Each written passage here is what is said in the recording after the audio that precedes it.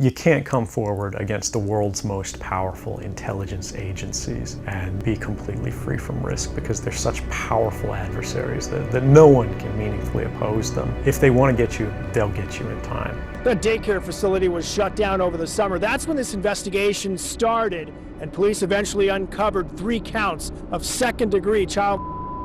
All of the victims are under years old. Oh, you have anything to say to the families? An extremely disturbing story here. Local 12's James Pilcher found out today this was not the first time complaints had been filed about this daycare. We are learning new information surrounding what some consider to be one of the CIA's worst failures in recent history. 1,400 children in this community have been ritualistically abused.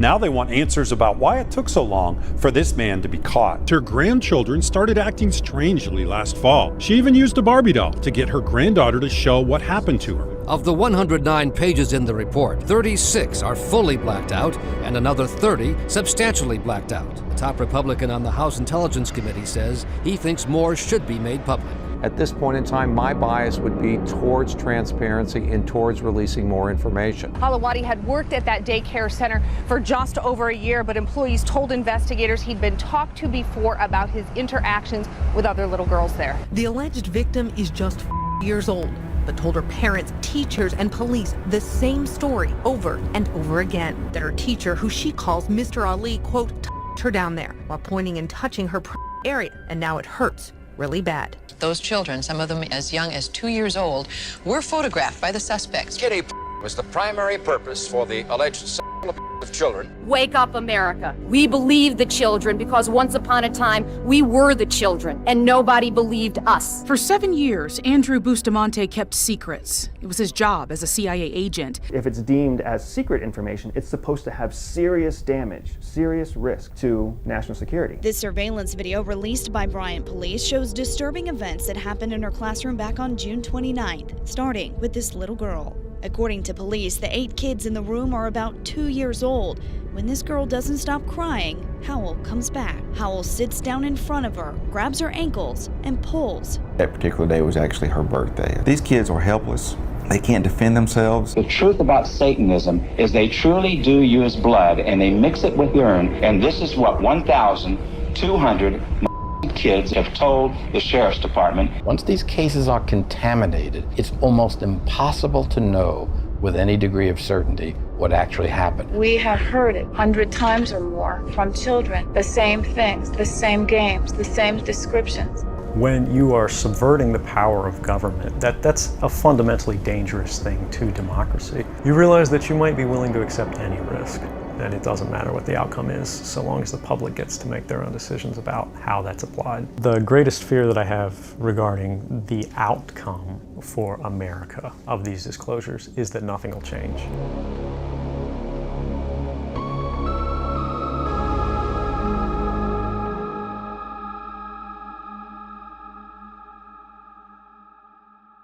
We all feel completely betrayed. It's so hard to trust your children with people, and we felt like we could really trust them.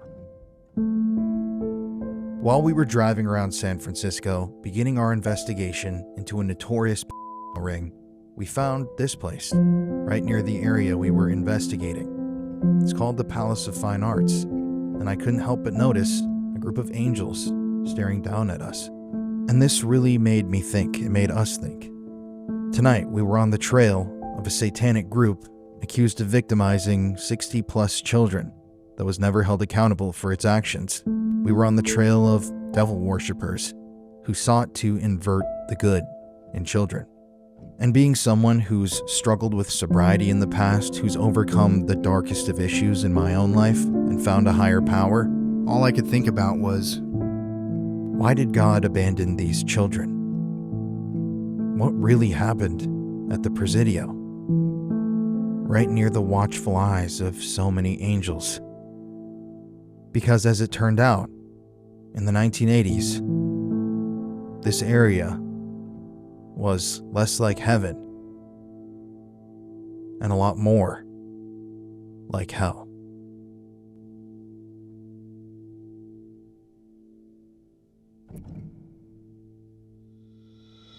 So I am a major proponent of therapy.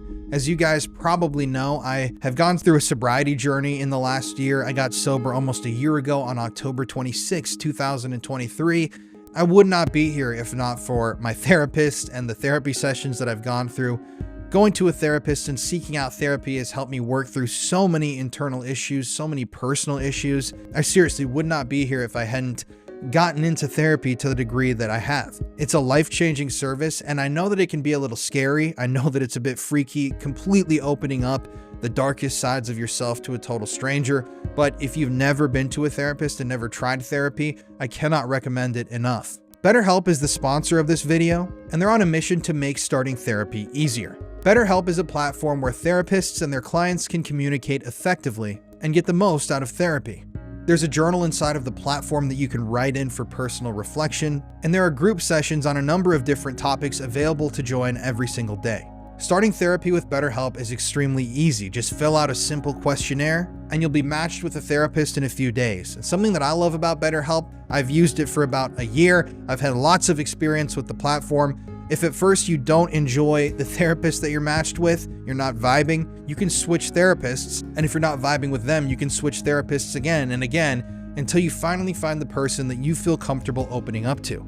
If you're struggling and feel like you'd benefit from a therapy session, just click the link in the description of my video or go to betterhelp.com/theparanormalfiles to get 10% off your first month of therapy. Once again, just click the link in the description or the pinned comment or go to betterhelp.com/theparanormalfiles to get 10% off your first month of therapy. And now let's move on to the video. This is a very, very dark, disturbing story that a lot of you are probably going to have to go to therapy after hearing. So yeah, with all that said, let's get into this. There's never been any proof that there was any kind of satanic ritual or satanic cult activity in a daycare center. Today's episode is going to be extremely disturbing, and we cover some of the darkest material we've covered here on the show to date. So get ready for a story of Satan, mind control, ritualized cover-ups, lies, government secrecy, and even murder. This is a story that every American needs to know about, and it's my passion to expose these people. So without further ado, let's do a deep dive into this. And I just want to state outright, I have no intention of, if you know what I'm saying. You can also fact check everything that I say in this video using the resources document in the description. And also, all parties are presumed innocent until proven guilty in a court of law. What we're doing here is reporting on already reported facts and telling you the full story that the government, the US government, doesn't want you to hear. The Presidio daycare scandal is one of the darkest chapters in American history. It's a tale of satanic rituals, fires, murder, and cover-ups. And it's a story that almost nobody in America knows about. This story is very dark and very disturbing, so viewer discretion, once again, is advised. Before we get into the story of the that occurred at the Presidio, however, we need to talk a little bit about the Presidio complex itself. The Presidio of San Francisco, originally known as El Presidio Real de San Francisco, is a historical park located on the northern tip of the San Francisco Peninsula. Established in 1776 by New Spain as a fortified settlement, it was created to secure Spanish interests in Alta California and the San Francisco Bay Area.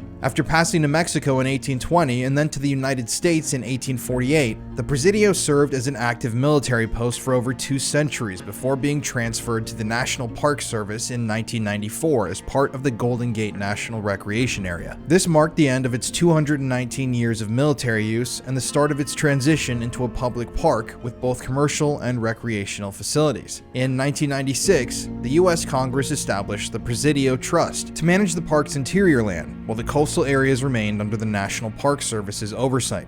The trust was tasked with making the Presidio financially self-sufficient by 2013, a goal it achieved by 2005, well ahead of schedule. This unique management structure allowed the park to become a financially sustainable entity while preserving its historical significance. Recognized as a California Historical Landmark in 1933 and a National Historic Landmark in 1962, the Presidio is noted for its natural beauty, with scenic views of the Golden Gate Bridge, San Francisco Bay, and the Pacific Ocean. Throughout its long military history, the Presidio played a significant role in many U.S. conflicts, particularly in the Pacific Rim. It was the assembly point for the American forces invading the Philippines during the Spanish-American War and served as headquarters for the Western Defense Command during World War II. It was at the Presidio that Lieutenant General John L. DeWitt signed orders for the internment of Japanese Americans in 1942, a decision made under Executive Order 9066. The Presidio also contributed troops to Operation Desert Storm in 1991, marking one of its final military engagements. It was home to the Letterman Army Medical Center, which provided medical care to wounded soldiers through many 20th century conflicts. And that building, before it was demolished, was said to be extremely haunted. Today, the Presidio contains the San Francisco National Cemetery, one of only 2 remaining cemeteries within the city. Among those interred are prominent military figures like General Frederick Funston and General Irvin McDowell. The park also includes a historical walking trail as part of the Trails Forever initiative. This trail features interpretive signage about the area's rich history, including its use as a burial ground for merchant seamen. The Presidio has evolved from a military stronghold to a cherished public space that honors its historical legacy while offering recreational and educational opportunities to visitors. So, back in the day, the Presidio was a powerful, powerful place, a location that held significant strength through the United States Army,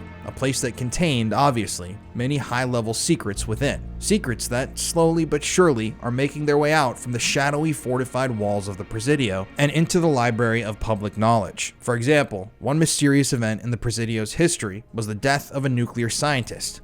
You see, in 1953, the Presidio campus in San Francisco became the setting for a chilling and mysterious event involving William Curtis Twitchell, a brilliant chemist deeply involved in atomic research. Twitchell, born in Minnesota in 1917, had an impressive career with degrees from Rollins College and UC Berkeley. By 23, he was a project engineer at UC's radiation lab, working alongside future Manhattan Project scientists like Glenn Seaborg, Ernest Lawrence, and J. Robert Oppenheimer. During World War II, their focus shifted to nuclear weapons development, a critical effort for the US military. And eventually, as the Cold War began, William Curtis Twitchell remained an advocate for atomic advancements, including a proposed supercyclotron to reverse atomic bomb processes. But in 1952, Twitchell's promising life took a dark turn when he was diagnosed with a malignant brain tumor. Recognizing the potential risk posed by his declining health, the US government moved him to a newly built secure ward at the Letterman Army Hospital inside of the Presidio,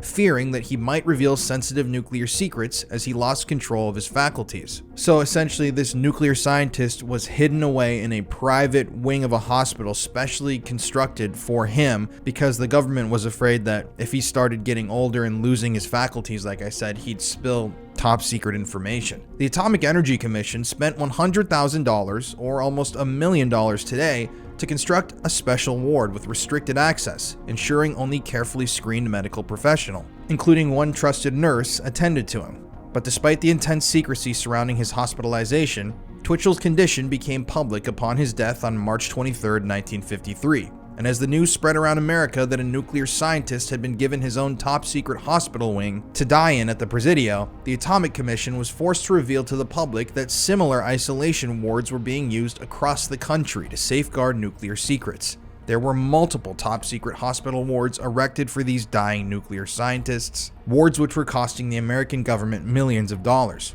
Although the existence of these wards were confirmed by the Commission, the exact locations of the others and the number of locations was never fully revealed or discovered. Eventually, Twitchell's body was returned to Minnesota, where he was buried. Although there are no specific ghost stories about Twitchell at the Letterman Hospital, a local legend tells of a mysterious figure boarding a Mooney bus in the Presidio, only to vanish without a trace. Some have speculated that this could be Twitchell, returning from beyond the grave in a final attempt to reach his Berkeley home. So, as you can see, the Presidio itself was no stranger to covering up government secrets or engaging in hush-hush top-secret affairs. But the Presidio was going to be thrust into the national spotlight in the late 1980s when the sordid affair of the Presidio daycare scandal began to unfold. So I took the following reporting from Linda Goldston, a former reporter for the San Jose Mercury News in California. A lot of this article that I'm reading from essentially is Linda's writing. I've taken a ton of different words and swapped stuff out, moved the structure around, and I've added a ton of new information that's come out since this whole thing was published. But Linda went incredibly in depth with the Presidio story,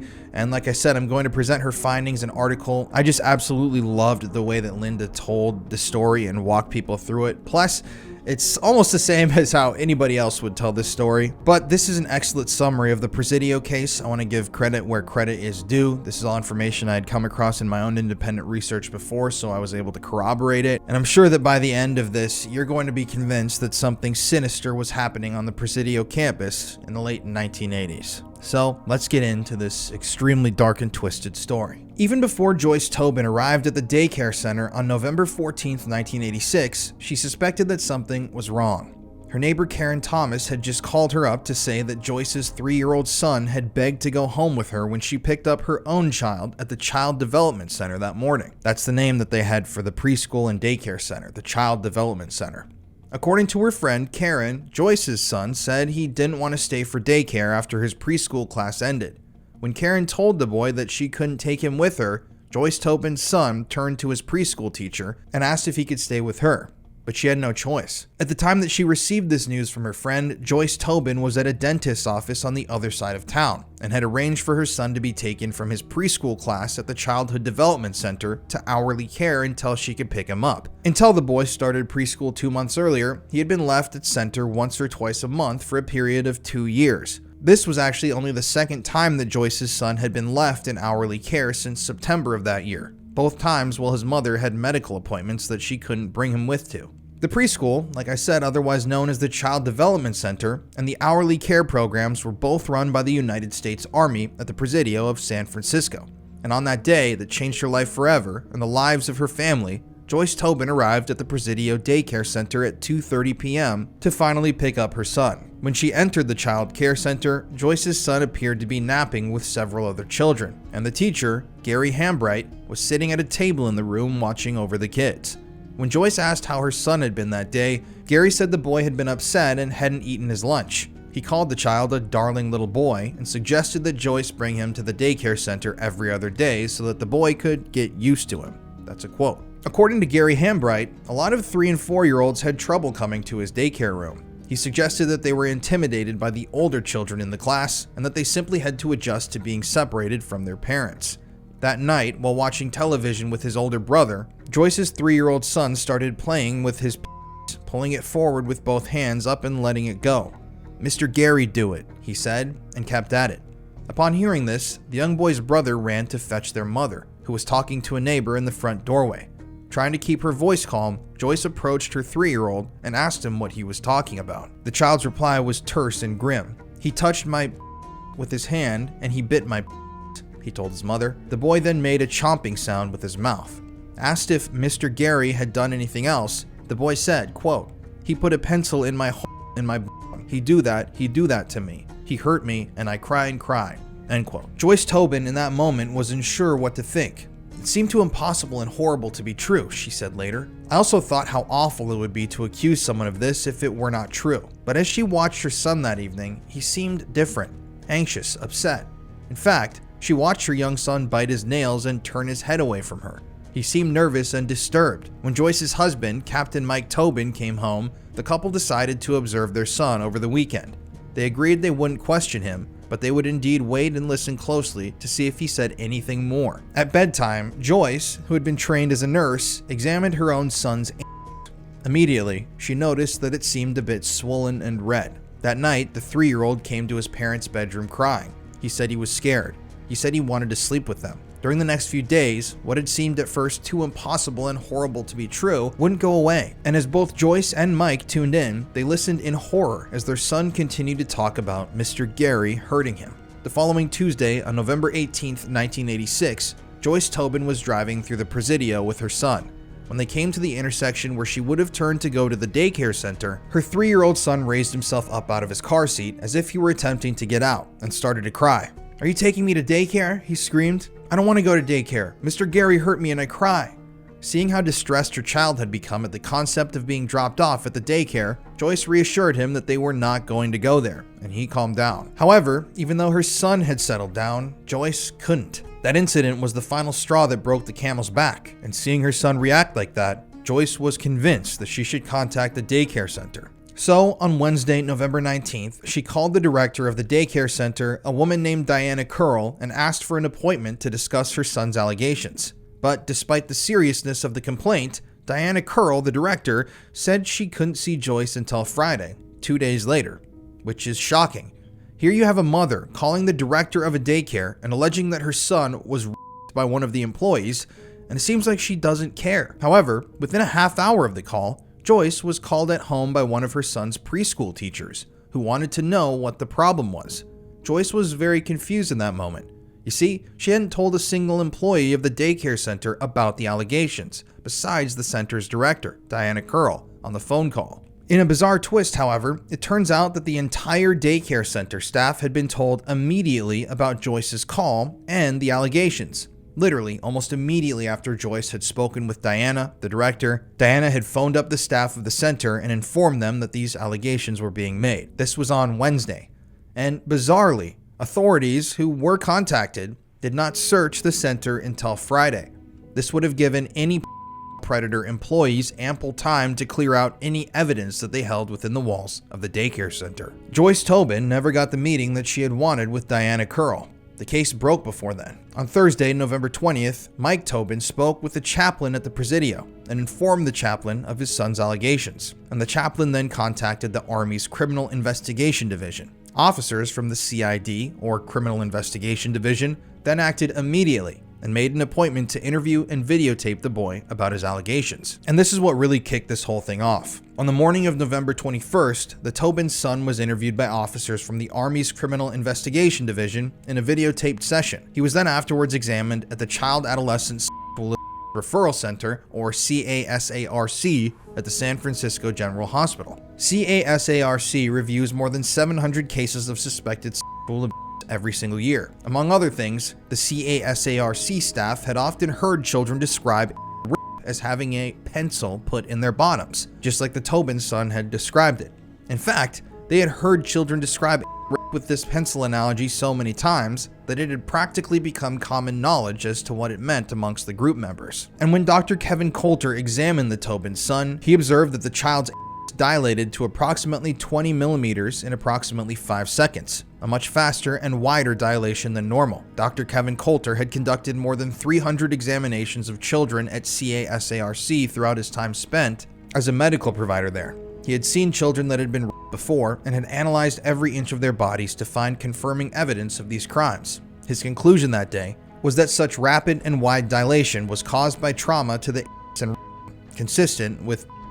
It turned out that the child hadn't been lying. Dr. Kevin Coulter then informed the parents that, after their examination, he had determined that their 3-year-old son had been sexually abused. A flurry of meetings at the Presidio followed the revelation that the Tobin boy had been abused. Secret meetings, many undocumented and informal. But even with all this activity, these meetings in boardrooms and in buildings across the campus, the Army seemed to be in no hurry to proceed with the sexual abuse case. In fact, it took the Army 12 days to form a strategy group and to really begin investigating. And it took the Army almost an entire month to notify the parents of other children who had been in Mr. Gary's class that a student in their classroom had allegedly been raped by the teacher and that their own children might be at risk. Nearly a year would pass before more than 59 other victims, children between the ages of 3 and 7, had been identified. And allegations would be made by parents that several more children were even after the investigation had begun. Usually, when allegations of rape and sexual abuse are made against the caregivers and employees of a childhood daycare center, the center shuts down. And keep in mind, this wasn't just an average daycare center ran by private United States citizens. This was the Childhood Development Center and Daycare at the Presidio, under the care of the United States Army. And this complicates things even further.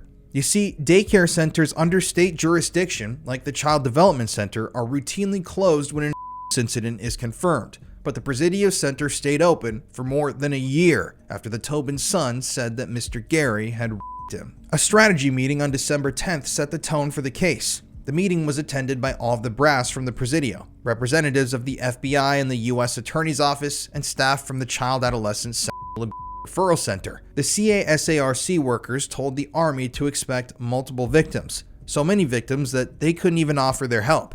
But the Army didn't want to believe that. That's a quote, says one CASARC worker who attended the meeting. 5 days later, on December 15th, letters were mailed to 242 parents whose children were in Hambright's classes. The letter said, "The commander of the Presidio of San Francisco has been apprised of a single incident of alleged child abuse reported to have occurred at the Presidio Child Development Center. We have no reason to believe that other children have been victimized."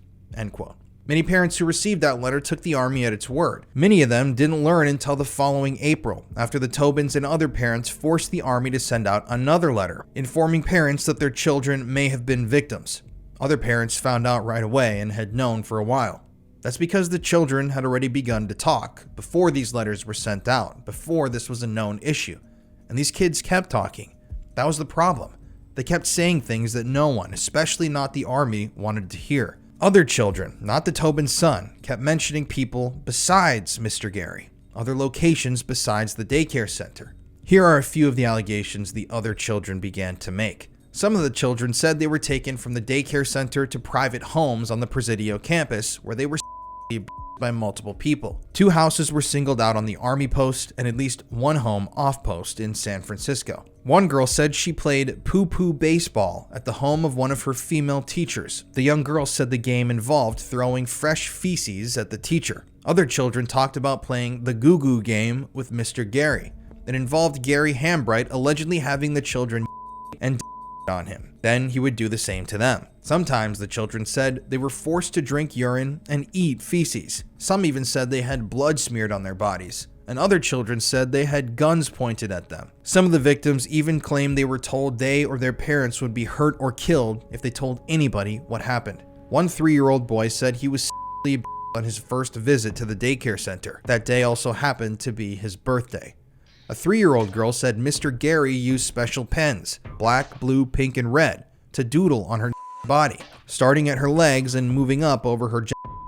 The same child said she saw one of her friends at the center cry when Mr. Gary's friend, a woman, pointed a gun at the friend. There were also, and this is a big part of this, 5 confirmed cases of chlamydia, a sexually transmitted disease, found in the children. That's right, there were 5 children that were making accusations that were all diagnosed with chlamydia, including 2 of the 4 daughters of one family. And the Army has been very secretive about these tests. We still don't know the extent of the testing, who tested positive for what, how many kids were even tested. People have tried to get that information and they just refuse to release it. And a preliminary test for one boy for AIDS ended up coming back positive. Further tests, though, revealed that he didn't have the disease, but fear of AIDS tormented parents for months. Now, these allegations were already horrific. These kids were all independently reporting their abuse to their parents, going into graphic detail, but for some people, allegations alone aren't enough. In my mind, and in the minds of many others, allegations made by children should always be taken seriously. But these weren't just allegations. A major discovery was about to be made. So as you can see, this whole affair was brewing into a fever pitch. Dozens of children were reporting graphic details of sexual assaults, torture, and bizarre cult-like behaviors. Children were being diagnosed with STDs, and doctors were confirming that it appeared they had indeed been abused. But the worst was yet to come. You see, despite these rumors and allegations, the Army, the FBI, and the U.S. Attorney's Office were united in wanting one thing: a simple, single predator case. The Army, as always with these sorts of things, wanted the matter over with as quickly and quietly as possible. And the prosecutors involved wanted a case that they knew they would win. I'll even go a step further and posit that the powers that be that were involved in this whole thing wanted a scapegoat for the affair. A singular person that they could pin all of this and all of these disgusting allegations on.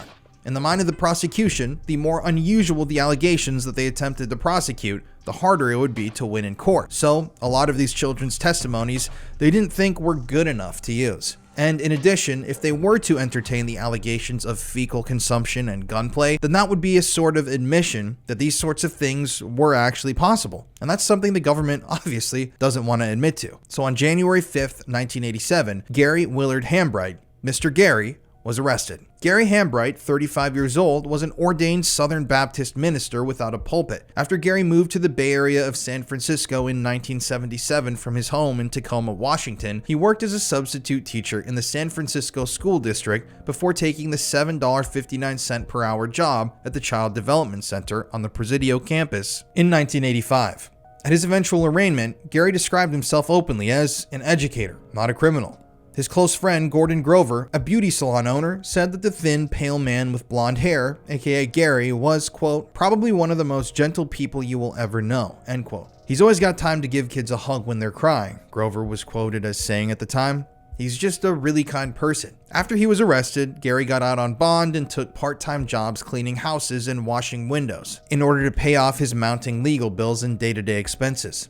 While facing the most horrific of charges, Gary stayed with his friends on couches and in spare bedrooms, and continued to be closely associated with the Dolores Street Baptist Church in San Francisco. The indictment that Assistant U.S. Attorney Susan Gray had sought from the grand jury charged Gary Hambright with only one child. In the actual documents, he was accused of and committing a lewd and lascivious act on a child. In March, 3 months after Gary Hambright's arrest, all of the aforementioned charges were dismissed. At the time, and in the press, U.S. District Court Judge William Schwartzer, who was overseeing the case, stated that he refused to allow the admission of so-called hearsay statements, specifically the comments that Tobin's 3-year-old son made to his brother and mother, and to the nurse and the doctor who examined him about the abuse. Several states allow exceptions of the hearsay rules in child cases, but federal courts and California state courts do not. Furthermore, U.S. District Court Judge William Schwartzer refused the hearsay evidence on March 4th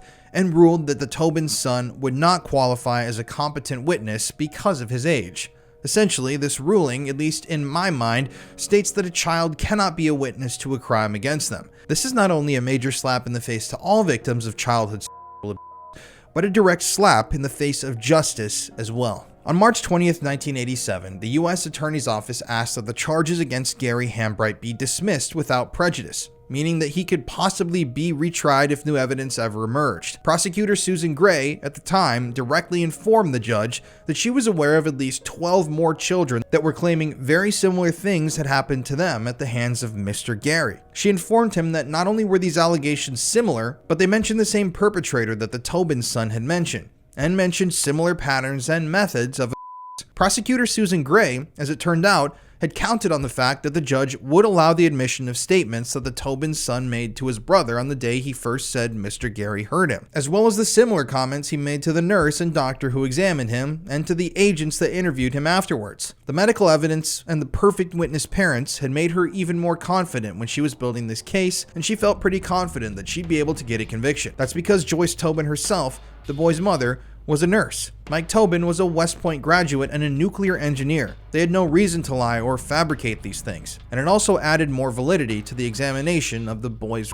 But the Army's supposed independent and thorough investigation of the Tobin son's allegations had gotten off to a shaky start when Army Criminal Investigative Special Agent Mark Remsen was assigned to interview the child. As it turned out, Special Agent Mark Remsen had never interviewed a child younger than 8 years old, and while Army regulations required that the interview be taped, Remsen had never used a videotaping device while conducting an interview either. This seems like he was the first, it seems like this is this guy's first day of work when you really think about it. I mean, he's completely inexperienced on every single facet that he should be experienced in. The regulation was later changed, but the damage had already been done. The videotape in question was to be singled out repeatedly as an example of how the children had supposedly been coached and prodded to tell their stories. That was the narrative that was already being concocted, that these children were somehow coached to tell these fantastical, incredibly disturbing stories. For what reason exactly it was being alleged that these children were being coached, we still don't know. That's something that we always see too, that, oh, these allegations like this, these parents must have been putting these ideas in these children's heads, or these investigators must have been doing this. I understand that, I mean, has happened sometimes in the past. But I mean, a case like this, when you've got all these different children with corroborating evidence, corroborating each other's stories, talking to their parents and their doctors and their therapists who are interviewing them, giving the exact same details, and medical records confirming it, it just doesn't make sense. Joyce Tobin, the boy's mother, according to court records, said that during the interview, quote, apparently, in an attempt to establish rapport with my son, the CID investigator said that Mr. Gary was bad and should be spanked. He said this numerous times. Thereafter, in the week that followed when my son spoke about Mr. Gary, he described Mr. Gary as bad and said he should be spanked. Prior to the CID interview, my son had never said anything like that or attempted to make any value judgment about what had happened to him.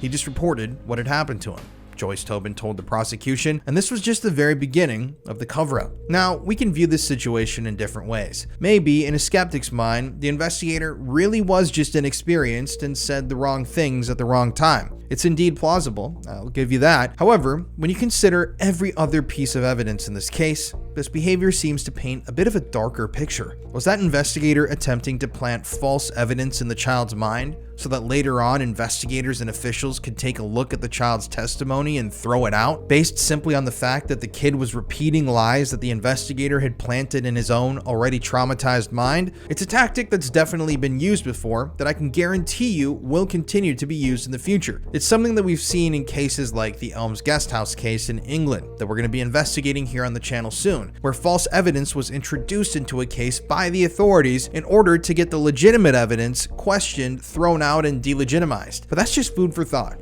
Let's get back to the story. With the charges dismissed at this point, Susan Gray's attempt at securing a simple single conviction had failed.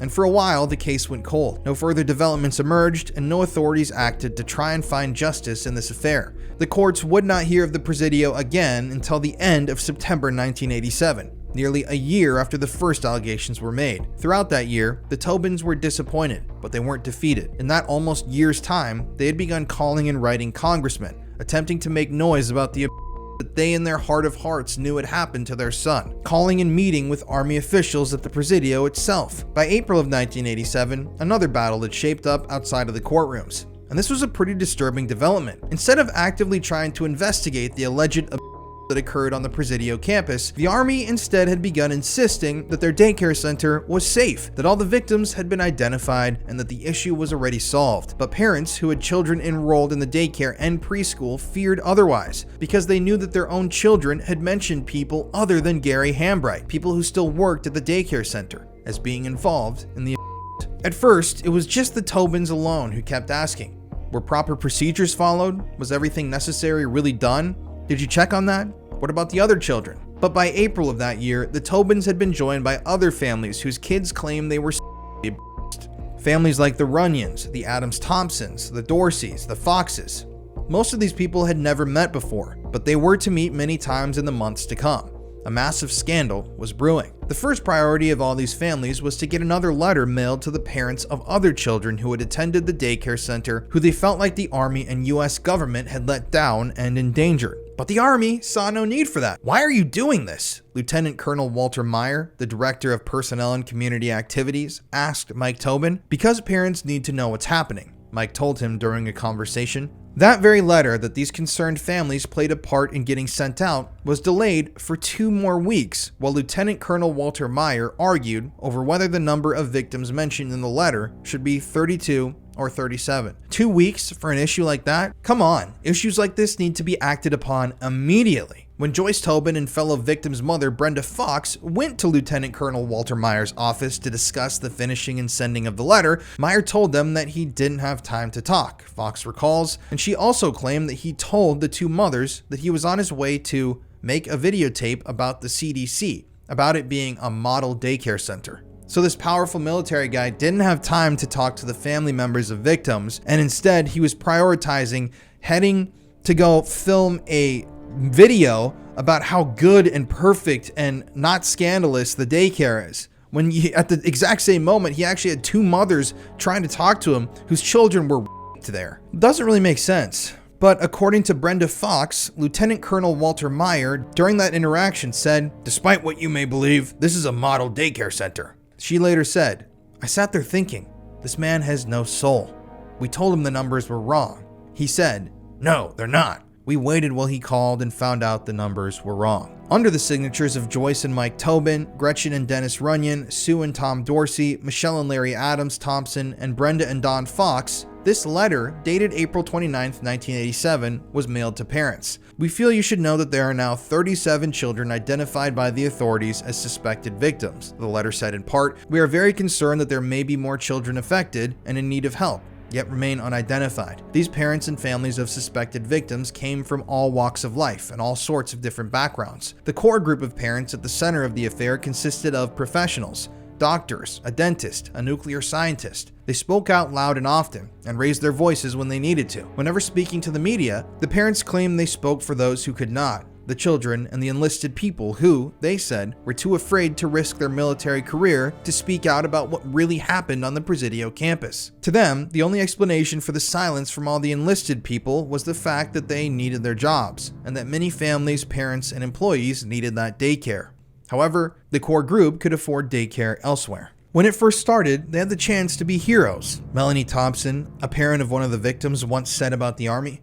Instead, they just didn't want to believe it. Now they're just trying to cover it up like a bad dream. But as time wore on and more dark truths came to light, this story just kept diving down and down, further and further towards hell. Now, here's something fun. None of the parents who were protesting the Army's handling of the case knew that the signs of trouble had begun to surface at the Child Development Center at least 6 years earlier. And none of these parents knew that the Army had been dealing with problems at its daycare centers for years before the Presidio case broke. When the first allegations broke and concerns arose, the Army said nothing about the prior cases of documented child sex abuse at West Point and Fort Dix. The Army said nothing of an investigation 6 years prior involving John Gunnerson, the Presidio's top daycare official and the supervisor of the daycare center during the time that Gary Hambright allegedly the children. But let's go back in time for a second. In 1982, years before the first allegations were brought forward with the children of the Presidio, a man named John Gunnerson was employed in a somewhat powerful position at the Presidio. His official job title was Child Support Services Coordinator at the Childhood Development Center, responsible for the training of the center's staff, and he was, according to many, a caring, normal man. However, when he was arrested on charges of assaulting an employee of the center, Pearl Broadnax, the opinions of John Gunnerson on the base suddenly shifted. Pearl Broadnax herself had been complaining about conditions at the center and the allegedly deplorable treatment of the children that she witnessed while working there. She claimed that she was branded a troublemaker and was often brought in, questioned, and grilled by her supervisors about her allegedly unsatisfactory job performance. But this whole thing took a dark turn on February 3rd, 1982, when Pearl and Gunnerson argued over the use of scissors by the children. According to Pearl, John asked her to go into another room to continue the discussion, but Pearl said she wanted to remain in the playroom. At this time, according to an investigative report of the incident, Gunnerson grabbed Broadnax by the left arm above her waist and pulled her towards him. She then told Gunnerson, "Don't touch me," to which he replied, "I'm not touching you." She felt that she was in fear of bodily harm at this point in the incident. And when officially questioned, John Gunnerson declined to be interviewed about the incident, but responded to questions through Presidio spokesman Bob Mahoney. "I did not grab Mrs. Broadnax, I did not assault her, and I had no intention of harming her," he related to Mahoney. In the course of our conversation, Mrs. Broadnax became agitated and appeared to be losing control of herself. I attempted to calm her by lightly touching her arm to guide her out from the room where we were talking. At least, that's what John Gunnerson claimed happened. Unsurprisingly, the charge against John Gunnerson was eventually dismissed for lack of evidence. The incident could possibly be dismissed as an unfortunate misunderstanding, except that the ensuing investigation at the time led to more allegations of physical and sexual abuse of children at the same center, according to former military police investigator Ed Albanoski, who was then the chief of juvenile investigations at the Presidio. It seemed like a can of worms had suddenly been opened. Eventually graduating from the Presidio to the title of deputy sheriff in Santa Clara County, Ed Albanoski called the original author of this article, Linda Goldston, after he read one of her stories about the Presidio case. "When I read the paper, I almost fell out of my chair," he said.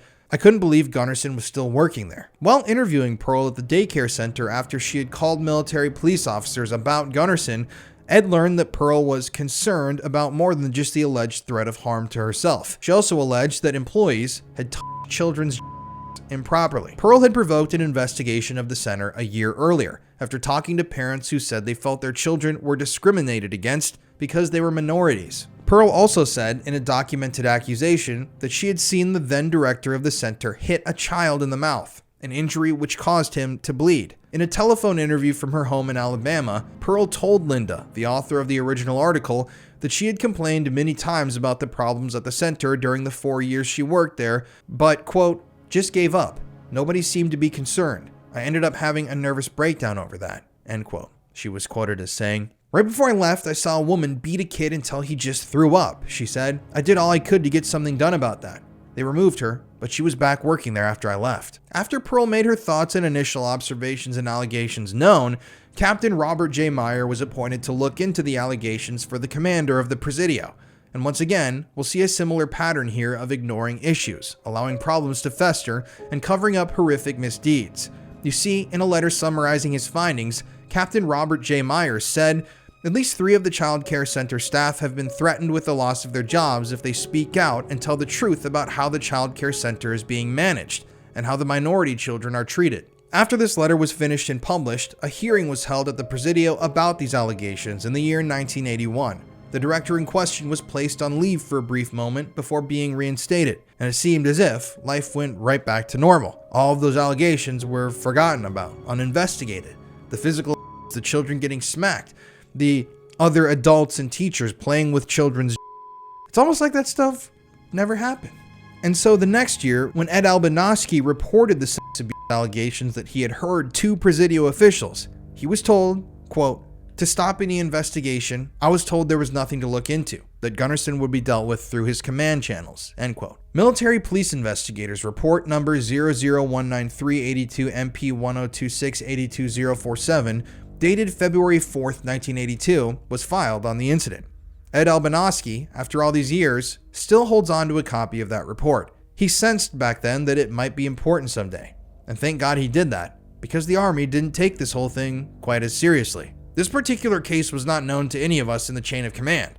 Presidio Commander Joseph V. Rafferty said when questioned about those older allegations, Mr. Gunnarsson had one of the finest reputations in the Army with respect to running a child care center. Bizarre, very bizarre to defend a guy accused of physical assault against an employee and sexual assault against children. But a year after he was arrested, John Gunnarsson was cited in an inspection report by officials from the U.S. Army Forces Command for doing an excellent job as the Child Support Services Coordinator. The staff training program he developed utilizing the military child care modules is model for the Army. This glowing praise was showered onto John Gunnarsson just a little over a year after he was accused of physically abusing an employee, physically abusing children, and either taking part in, or at minimum turning a blind eye to the sexual abuse of children there. But even though the Army wasn't listening to them or paying attention, these allegations of abuse at the daycare center would continue to surface. In a somewhat notorious incident, former Army Captain Gary Boswell approached John Gunnarsson in April 1985 after picking up his daughter at the daycare center. She had a red spot on her hand where she had been burned, she said. The teacher burned me. This girl was taking the kids and taking a magnifying glass and holding their hands until they jerked their hand away and cried, said Boswell. I went to see Gunnarsson and wasn't terribly pleased. He said he'd look into it. We came back the next day and he said he had talked to the person, that there were no eyewitnesses, and it's your daughter's word against hers, so we can't do anything. We took our daughter out of the daycare center a short time later. So, according to another independent witness, this female teacher was taking children's hands, putting them under a magnifying glass and burning them. And then, when presented with the child and the injury and the allegations, the director of the center takes no action against the employee and just says, oh, we don't believe the girl. Weird. Then, a year or so later, a mother named Sue Dorsey contacted John Gunnarsson in June of 1986 to complain about a sexual abuse incident she says she witnessed with her own 2 eyes at the center. Sue Dorsey, the wife of Army Captain Tom Dorsey, a physician, said she had just dropped her daughter off at the daycare center and was walking out of the building when she noticed, quote, a woman on her hands and knees, bent over, putting her hands in a little girl's. The woman took her hands out from the little girl's and put them under the little girl's and tickled her on both and then went back down into the vaginal area and tickled her there, end quote. Now obviously this is something really disturbing to see with your own 2 eyes, and Sue knew that whatever the hell she just saw, that it was not right. But after relating the incident to the assistant director of the center, Sue said she was told a similar story, A similar story to the other similar stories that other concerned parents and employees were told over the years. Sue was told that the grown adult woman that she had seen the little girl in was just playing innocent tickling games. But Sue Dorsey wasn't satisfied with this response, so she then went to John Gunnarsson, who, she says, replied, "So what you're telling me is that she tickled the little girl on her parts." After this conversation, according to Sue, she then returned home and called Gunnarsson later in the day. He said, "I'm going to write something up in her personnel file." But once again, Sue felt that this wasn't enough action. Finally, after further calls to the captain who supervised the civilian employees at the center, Sue got some good news. She was told that the Army's Criminal Investigation Division, or CID, would investigate the case. But Colonel Rafferty would later comment on the investigation, saying that it proved that it could not be substantiated that any had occurred. From my understanding of the actual involved, there was a question of just exactly what was clearly a tickling type of incident that could be interpreted in a couple of different ways. I suspect the investigators took the caregiver's interpretation of what it was. After all that effort, after trying to raise the alarm that was occurring at the Presidio for months, Sue Dorsey had gotten nowhere. She was told time and time again that this would be all looked into, that some sort of action would be taken, but nothing ever happened. Time and time again, these investigations and investigators claimed, "Yeah, we looked at it, but we're just going to believe the perpetrator. Screw the victim. We don't care about what they're saying." Sue Dorsey was defeated, and a year later, Sue Dorsey learned that her own daughter had been abused while at the Presidio Child Care Center. Sue Dorsey and the other parents would also learn that there had been abuse cases involving daycare centers at several other Army bases across the U.S., cases of abuse that were hidden from the mainstream media and in a way covered up. One of the most serious cases of child sex abuse occurred at West Point, that is, until the Presidio. In July 1984, a 3-year-old girl was brought to the emergency room at the West Point Hospital with a lacerated. The child at the time told the doctor who examined her that a teacher at the West Point daycare center was the one who hurt her, that a teacher was the one who had damaged her area. In August of 1984, at West Point, another parent came forward. By the end of the year, 50 children had been interviewed by investigators. Starting to sound familiar? Well, the similarities do not end there. The children at West Point, years prior to the emergence of the stories of the children at the Presidio, told stories that would, in time, become horrifyingly familiar. The children said that they had been ritually abused. They said that they had excrement smeared on their bodies and had been forced to eat feces and drink urine. They also said they were taken away from the daycare center and photographed while they were being abused. And these children also said that they were told if they ever told anyone anything about what was happening to them, either they or their families would be killed. Sounds exactly like the allegations from the Presidio. Some parents at the time alleged that they believed the Army had tried its best to cover up these cases. The whole underlying theme was that the image of West Point was more important than dealing with the reality of what happened, said Dr. Walter Grote, whose 2-year-old daughter was among the children allegedly abused at the center. This is Dr. Walter Grote, would you stand, sir? Whose daughter was allegedly abused at West Point, the United States Military Academy. You were a captain in the United States Army. Aside from what allegedly happened to your daughter, which I know you allege was part of a satanic cult, and having nothing to do with this man, I state again for the record, what is your feeling, sir, on the fact that a serving officer in the United States Army is also a professed Satanist, a high-ranking person? Well, I think in this election year, we've heard a lot about values, Geraldo. We've heard a lot that our little children should be saying the Pledge of Allegiance to the flag. Mr. Aquino has identified himself as an antichrist. He preaches that as the leader of the Temple Set. I don't think I'm misquoting him. I find it inconceivable that we can have candidates talking about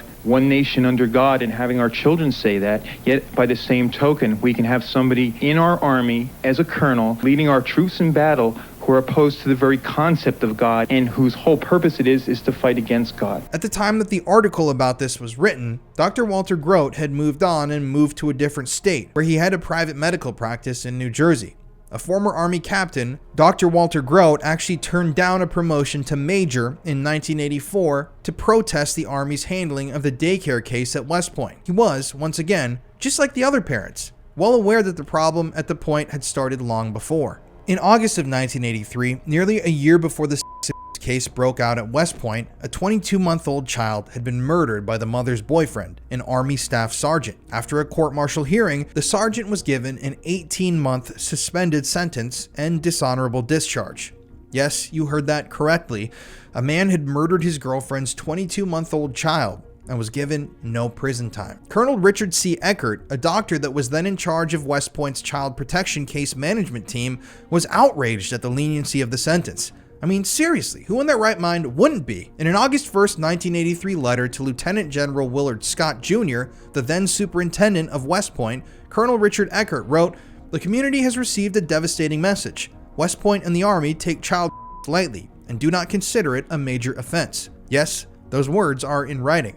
And yes, those words rang true. The guy that murdered the 22-month-old baby was let off scot-free, said Dr. Pat Jones, a former pediatrician at West Point who moved away from the area and eventually opened up a private practice in Texas.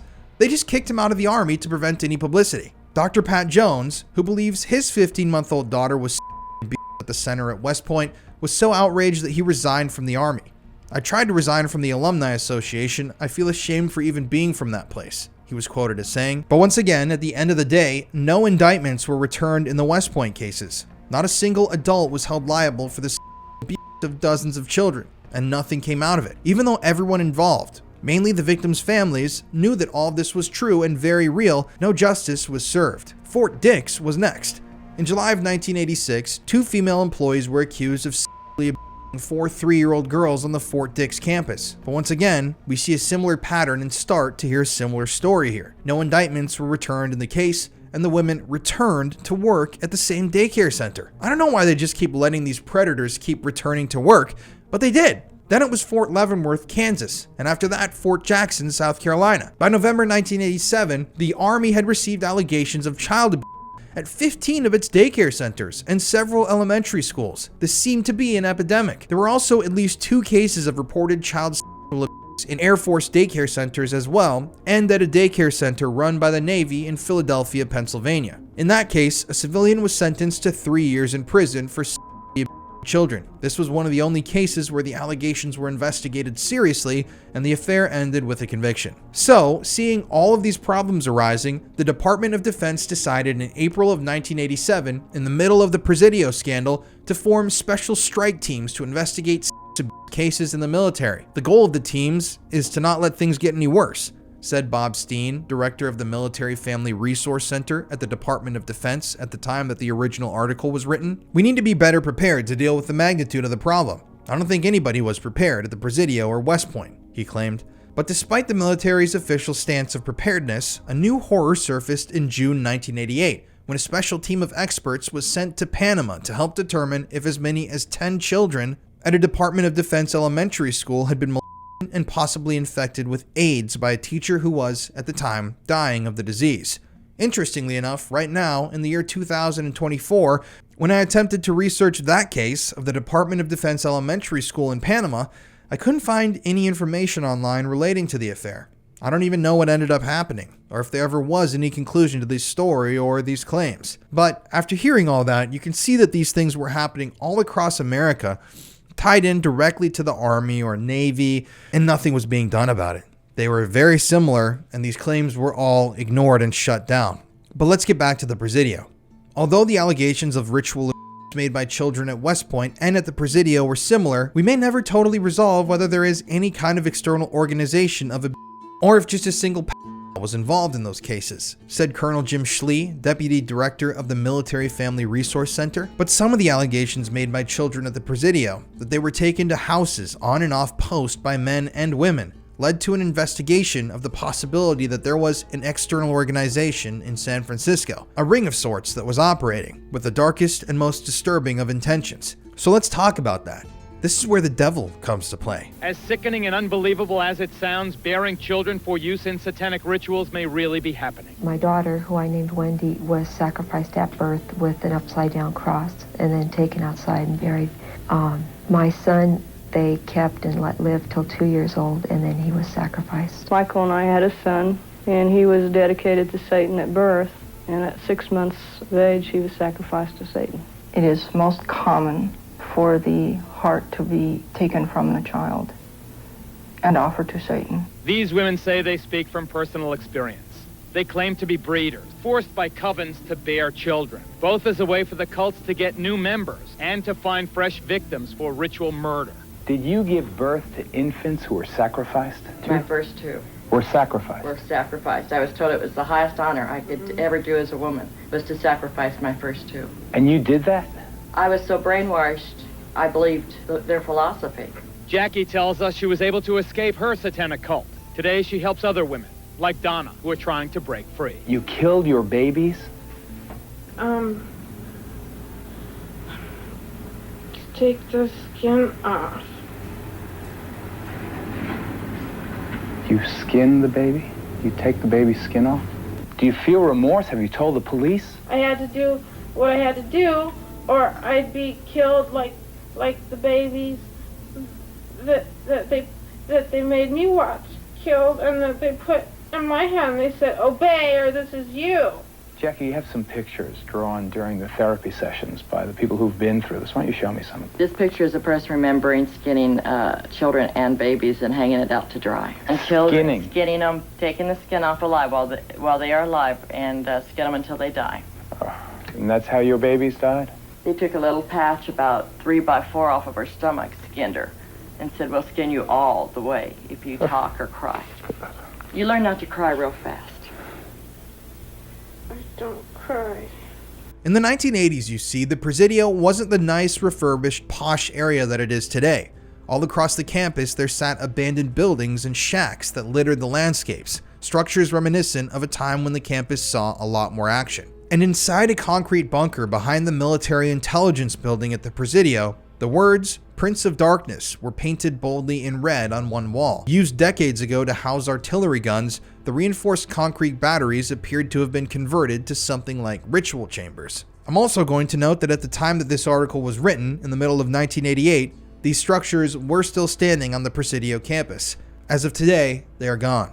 This abandoned bunker complex would go on to be a key part of the story. You see, emblazoned next to the Prince of Darkness graffiti inside of that abandoned bunker was the word "die" and what looked like a list of names painted in red that had been crossed out with heavy black paint. One wall was covered with the numerals 666, a sign of the devil, and occult drawings. There was also a clearing in the center of the concrete floor, where the ground was exposed, that was filled with refuse and partly burned logs. On the front wall beneath the window that faced the military intelligence building was a huge, expertly painted pentagram inside of a circle. And in the rear, where the sunlight gave way to darkness, white and black candle drippings sat atop a dome-shaped recession in the wall, apparently a crude sort of altar. Incense sticks were also found inside of this abandoned bunker, half burned to the side. So people on the Presidio campus discovered this completely creepy abandoned satanic bunker, thought nothing of it.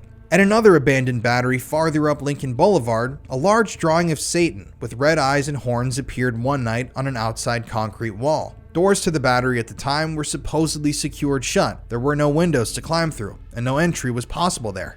Joseph, we've agreed to conceal your identity, but you are an officer in the United States Army. That's correct. And you were an officer in the United States Army during the time you were a member of this satanic organization. Yes. Did the authorities at the Presidio know that a satanic organization was active on their base during the time that you were a member? They were very much aware of it, yes. The present base commander, Colonel Rafferty, says that today at least, I know of no satanic activities whatsoever in this area. Satanism may be a constitutionally protected religion, but similar to another recent case at the United States Military Academy at West Point. Here, charges surface connecting ritual child at the Presidio Daycare Center to the devil cult.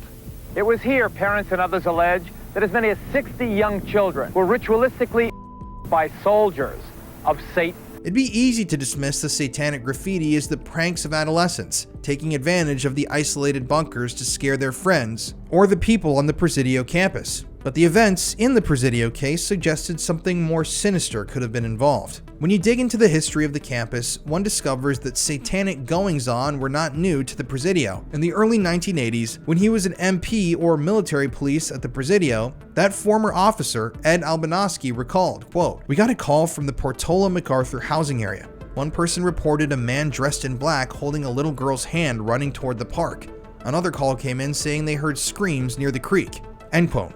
The search led to a gardener's shack at Julius Kahn Park, a strip of city-owned playground adjacent to the Presidio, behind the housing area. "We heard noise coming from the inside," Ed recalled. "We kicked the door open, and here's this nice little bedroom. In a corner was a mannequin with a gun aimed at the door. On the left, there was this bunk against the wall. There was a pentagram on the floor, a huge one. There were dolls' heads all over the ceiling. Just off-the-wall stuff, end quote. When the bunker was searched, loud music was found playing through a radio. After chasing this hooded figure that was seen running around with a little girl and finding this bizarre horror shack, Ed Albanoski and another MP were given approval to set up a surveillance around the structure. But after a while, the investigation was called off. We were sitting there, we've got a cult on the Presidio of San Francisco, and nobody cares about it, Ed Albanoski said. We were told by the provost marshal to just forget about it. Though Ed's investigation went nowhere, the child cases would raise the specter of Satanism again. Indeed, the Army does officially recognize Satanism as a legitimate religion and supplies chaplains with this guide for ministering to the satanic soldier. Yet unofficially, some charge that Army bases have become sanctuaries for devil worshippers. Just last month, under a full moon, I took a midnight tour of the Presidio grounds with police investigator Ed Abanovsky. Are you saying that there was a satanic cult active right here on the Army base? Yes, we believe so. There's evidence to substantiate that. They had satanic rituals going on. There's an altar in there, and all of the graffiti on the wall would indicate that. Let's see if I can see it. How'd you find this place? This is a fortification during World War II. During World War II, where they had gun batteries. I can see a pentagram painted on the wall. I can see the words Prince of Darkness. On this wall, I see several inverted crosses and other obvious satanic ritualistic paintings or symbols. What actually was done to the kids? Defecation. They were urinated on.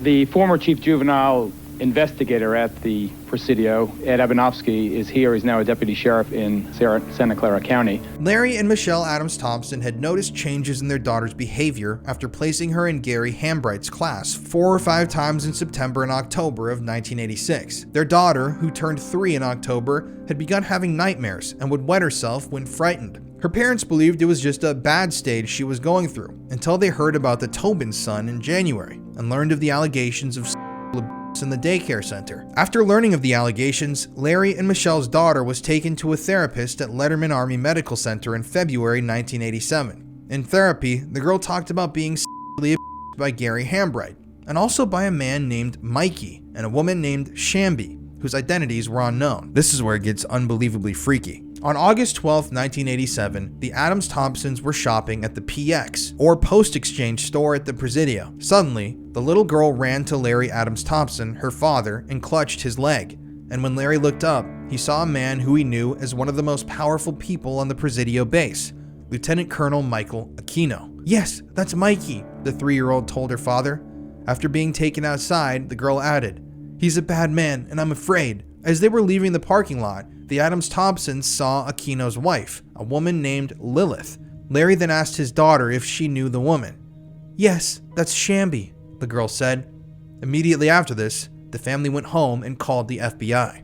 When interviewed by authorities the next day, the girl identified Gary Hambright from a photo lineup and said that she had been driven to who she referred to as Mikey and Shambi's home by Gary. There, she said, at the couple's home, she was by Gary, Mikey, and Shambi in a room with black walls. She said that she had been photographed during this and videotaped. She also said that Gary and Mikey were dressed in women's clothes and that Shambi was dressed in man's clothes. To get a little more detailed with these accusations, it was later learned that the interview was conducted by an FBI agent on August 13th. The victim told the agent that, quote, "Mikey wears army clothes like my daddy's," and that Mikey put his into her mouth, bottom, and just like Mr. Gary. The victim also told FBI agent Foreman that she went with Mr. Gary to his house and Mikey and Shambi were there. The girl also told her mother that Mikey was the blood man because he had put blood on her and licked it off her body. Mrs. Adams Thompson also recalled that her daughter had described Mikey as having eyebrows that went up. It should be noted that Michael Aquino's appearance was distinctive. His eyebrows indeed did curl upwards in a very distinct sort of way. His hairline is marked by a prominent widow's peak, and his black hair was always worn combed straight back. When shown a photo of Aquino, the victim acknowledged that yeah, that's him and that was his appearance. In addition to the identification at the Post Exchange, the young victim also identified Aquino out of a 5-person photo lineup and a video lineup. They had gotten multiple positive identifications of an alleged perpetrator. As it turned out, in documents released after this entire affair, it turned out that multiple children had apparently picked out Michael Aquino from a lineup and identified him as one of the The investigators, after hearing all these allegations from the young female victim, drove her to Leavenworth Street in San Francisco. The girl was asked to identify any of the houses she had been to before, and while she and the investigators were walking up the street, approaching the home where the had, according to the girl, supposedly happened, the young victim began to get visibly nervous and anxious, and began clutching her mother's leg. When the group walked past 2430 Leavenworth, the girl immediately pointed her finger and identified the house as being the home where she met Mikey and Shambi, the house where she was the house where she said she was videotaped and assaulted with the black walls. After a short search, it turned out that the exact house that she had identified on a random street in San Francisco belonged to Michael Aquino. A search warrant was then served on the Aquino home on August 14th. In attendance were agents from the FBI and the San Francisco police. Because the allegedly occurred on city property, it has to be a city case and not a military case, at least according to local government figures. And actually, I'm going to show you a clip. We actually visited Michael Aquino's former residence on Leavenworth Street in San Francisco when we were there filming this video. So it's very, very eerie. There's a very bad negative energy there. I'm just going to let you guys watch this and make up your mind. So right now we are at one of the most important locations in all of the Presidio story, 2430 Leavenworth Street here in San Francisco. Now, this residential property was once the home of Michael Aquino, the guy who was the mind control, mind warfare specialist. And this is actually where he founded the Temple of Set, which is kind of an offshoot of the Church of Satan, a Satanist organization dedicated to the occult. This is actually the location that the San Francisco police obtained a search warrant for and executed a search warrant on in the wake of these accusations being made against Michael Aquino. Now, it begs many questions. If there was nothing to these claims, then how was the San Francisco Police Department able to secure a search warrant for this property? How did any of that happen if there was no shred of credibility to any of these claims? And how did that young victim accurately describe the interior of this building if they've never been inside of it? Interestingly, when the police raided this home, they uncovered a bunch of stuff. They included video recording equipment, VHS tapes, photographs, all sorts of material. Nobody knows what was on that stuff. But yeah, it's interesting. It's eerie. Kind of an eerie looking property if you actually take a look at it. The old chandeliers. Mm-hmm. This is the Temple of Set, a satanic hotspot, and possibly a place where some of the worst things in the history of San Francisco happened. And it's been effectively covered up, which is crazy.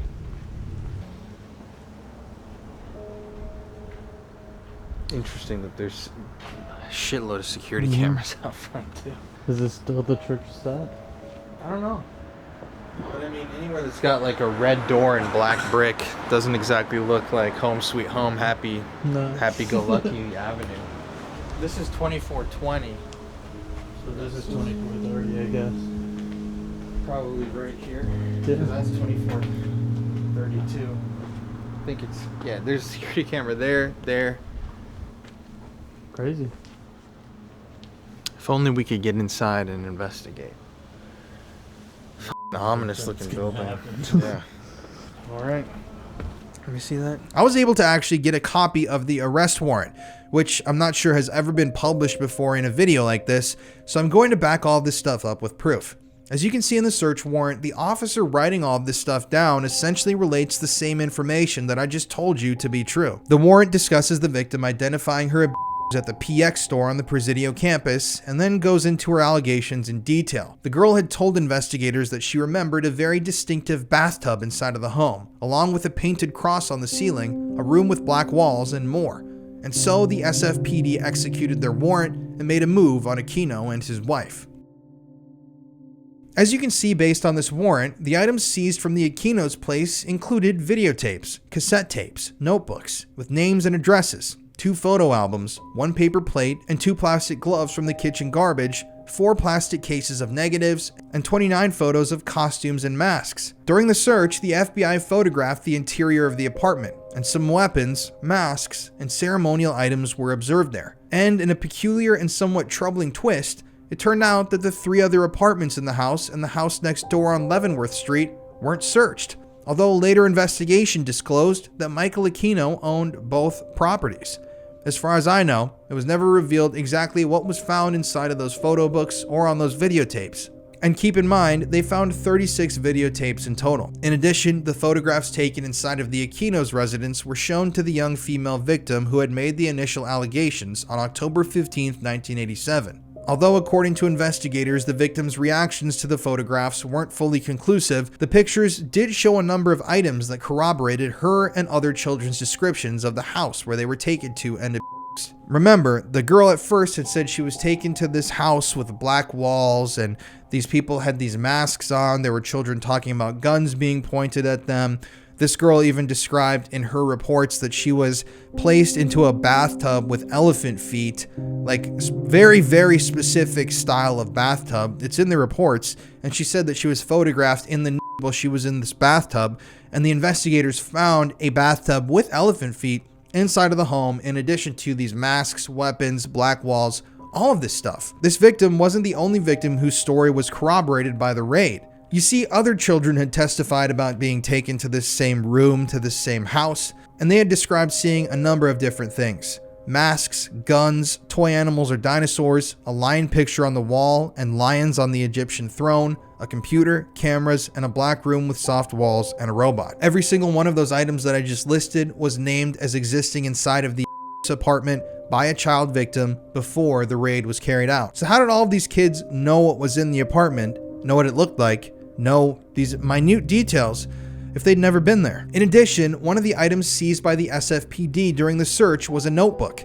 The notebook contained the name Mike Toto written inside of it. This was interesting because the Adams Thompson's daughter and another child victim had both mentioned Toto as being one of the persons and amongst the that they were by while at Mr. Gary's house. During an April 7, 1987 interview with Major Hickey, months before the identification that the young female victim made at the PX store, the victim stated that Shamby and Sassy were the same person, and that Sassy was Toto's girlfriend. But before we go any further, we really need to do a dive into Michael Aquino. In our investigation, we discovered that some of Satan's soldiers are also high-ranking officers in the United States military. Here at San Francisco's Presidio Army Base, for example, Lieutenant Colonel Michael Aquino led a double life as a satanic high priest. The colonel's cult is listed in the San Francisco telephone book, and his phone answering machine boasts of his affiliation. This is the Temple of Set.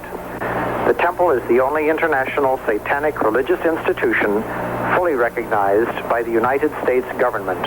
Dr. Aquino, the high priest of the Church of Set. Temple of Set. Temple of Set, also a colonel, interestingly enough, in the United States Army. What is it, this Satanism?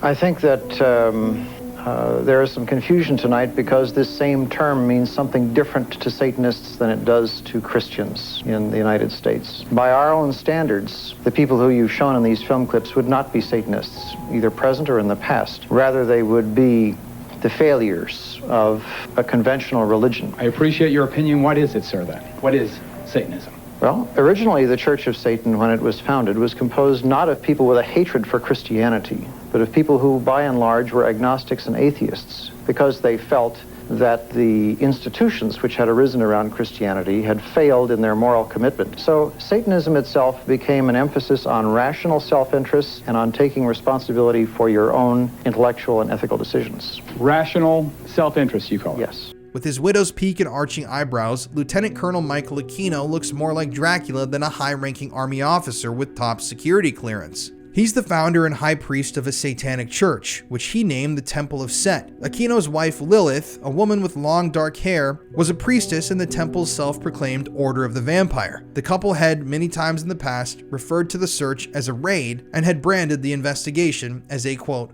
witch hunt.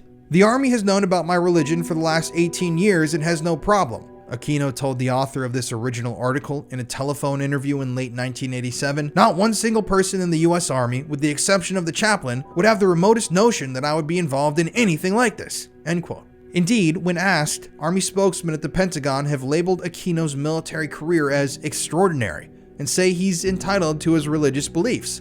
And that's true. No matter what religion you choose to follow here in the United States, it's enshrined in your rights as an American to be able to follow that religion. And as for Aquino's top security clearance, the Army spokesman stated that Aquino's openness about being a Satanist made him much less of a security risk than a, quote, and this is a direct quote from back then, homosexual or someone with drug or money problems would be, end quote. The Army didn't suspend Aquino's clearance when he joined the Church of Satan, founded by Anton LaVey in 1969, nor when they discovered that Aquino had founded his own satanic church in 1975, nor when Aquino, while on a NATO tour of Europe in 1982, performed a satanic occult ritual in the Westphalian castle that had been used as an occult sanctuary by Heinrich Himmler's SS elite in Germany. That's right, Michael Aquino performed an occult ritual in a witch castle in Germany on a trip that was funded by NATO, and the Army didn't bat an eye. And you could probably have seen this coming. The Army also failed to move to suspend Aquino's top security clearance during the sex abuse investigation. The nature of the investigation that prompted the search of his house, and I understand some of his belongings were taken by police, really is a question for the San Francisco Police Department. Major Greg Rickson, spokesman at the Pentagon, said when questioned about all of this, Michael Aquino, who eventually went to work as a programs analyst at the Army Reserve Personnel Center in St. Louis, vehemently denied up until his dying day had ever met or had the young victim in his house, who alleged he had her. He also unsuccessfully tried to have court-martial proceedings initiated against Adams Thompson, the parent of the child making the allegations. In a Temple of Set newsletter sent out 2 months after the search of his home, Aquino accused Adams Thompson, the victim's father, who's an assistant chaplain for the Army, of trumping up the allegations as some sort of Christian vendetta. Also relevant is his profession as a Christian clergyman. I certainly doubt he would have made such an outrageous accusation against any lieutenant colonel who was not known to be a prominent Satanist. End quote. In the course of my personal investigation, I was able to track down a copy of this exact newsletter, and in part it read, "What about Army Chaplain Lawrence Adams Thompson, blissfully enjoying his new assignment in Hawaii after setting in motion this malicious damage to the Temple of Set, Lilith, and myself? I've requested the Presidio commander to initiate a formal reprimand as a permanent entry in Adams Thompson's file. This again is a way of addressing the matter that would accompany formal publicity." Basically, in this newsletter, Aquino tries to demand that he's innocent. He wants everybody to know that he's innocent. He says that since the victim's father was a Christian clergyman, that meant that he had a vendetta against Michael Aquino and wanted to ruin his life. So he tried to get his daughter to make up fake satanic assault allegations, and I mean, it's just a bunch of lies and falsehoods. He's just claiming that he's being attacked for being a Satanist when it couldn't be more opposite. This investigation was brought on because he was identified by children as an.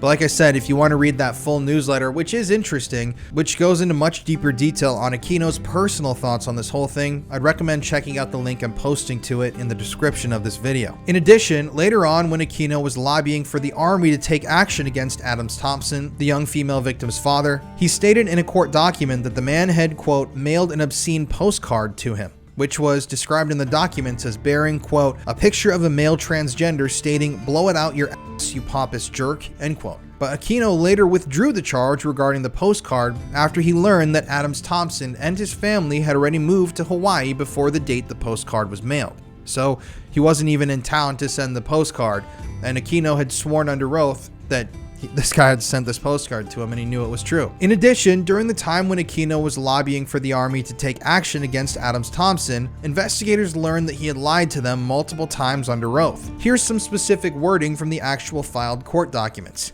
Quote, based upon these sworn charges against CPT Adams Thompson and other statements made by plaintiff or Aquino as the investigation continued, CID investigated Aquino for false swearing. Specifically, Aquino falsely stated that the victim was 2 years old in October 1986 when she was in fact 3.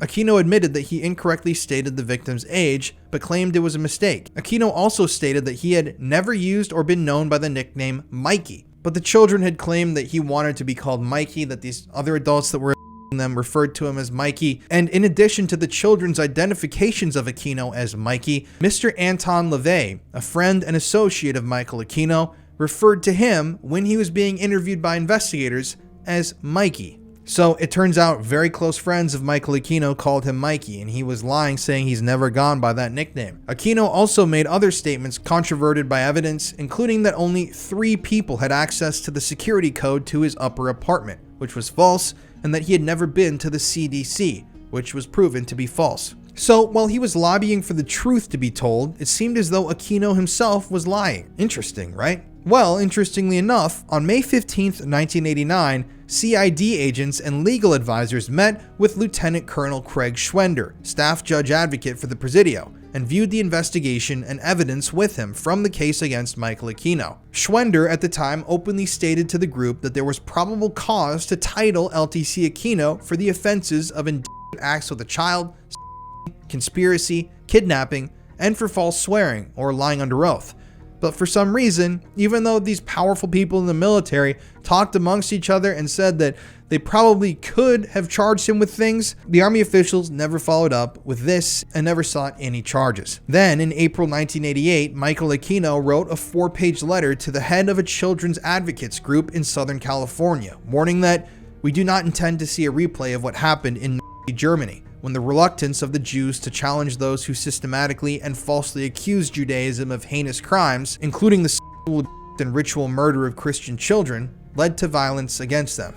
Aquino said that the Temple of Set neither prescribes nor tolerates any form of harm, sexual or otherwise, to children or animals. It's made clear in our membership publications that should we have any reason to think that a member is engaged in any such activity, he or she will be immediately expelled and reported to the appropriate law enforcement or animal protection authorities. End quote. In a February appearance on the Oprah Winfrey Show in the year 1988, Aquino said that Satanists are not servants of some god. We are our own gods. We are our decision makers, and people naturally fear this. Their beliefs, he said, are most closely aligned to that of Plato. To this day, neither Michael Aquino nor his wife were charged in connection with this case. The San Francisco police completed their investigation of the Aquinos in June of 1988 and submitted their findings to the San Francisco District Attorney's Office. A decision on whether any charges would be filed was pending when this story first went to press, but no charges were indeed ever filed. Aquino would eventually write a book titled Extreme Prejudice, talking about how he was completely innocent and how he and his wife felt like they were the subject of a witch hunt for Satanists at the time.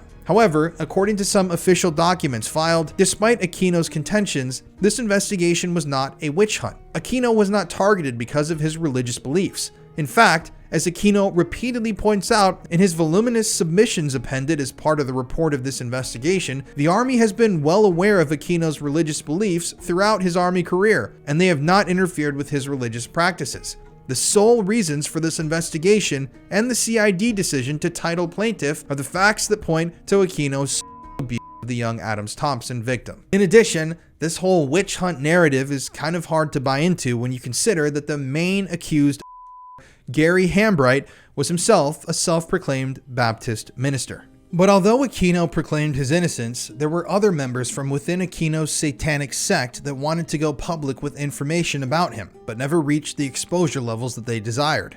For example, I personally did a lot of research to write this script and compile all of this information. Now let's take a look at this redacted report that I found online, otherwise known as U.S. Army Criminal Investigation Command, report number 0610-88CID-026-69259-5K3-6F3-6E2-6A15M2-5Y2DIMIS.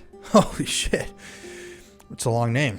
In the report, on page 8, it is said that a former Temple of Set member recalled Michael Aquino mentioning a ritual chamber hidden in his apartment at 2420 Leavenworth Street. On page 32 in the report, it mentions how Michael Aquino used letters from General William Westmoreland and Senator George McGovern to defend himself from a 1972 controversy over his involvement in the Church of Satan. So he was using government powers and powers that be to get himself out of trouble. On page 42, it's noted that Michael Aquino claimed in a letter to the Army that he had never come across any contemporary account of a Christian priest conducting a black mass, despite there being such an account in a book on the Church of Satan that Michael Aquino himself wrote. This shows that Michael Aquino was comfortable not telling the truth to the authorities or in official reports under oath. On page 47, the report notes that Michael Aquino's residence contained 4 different apartments. Remember, the police and authorities only searched one of those, including one that his Temple of Set leader brother-in-law lived in.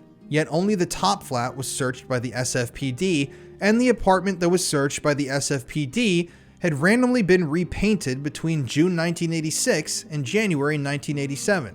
So right after or during the time when those initial allegations that children were being brought there, sometime in that exact area, the apartment where this is all taking place is randomly being repainted.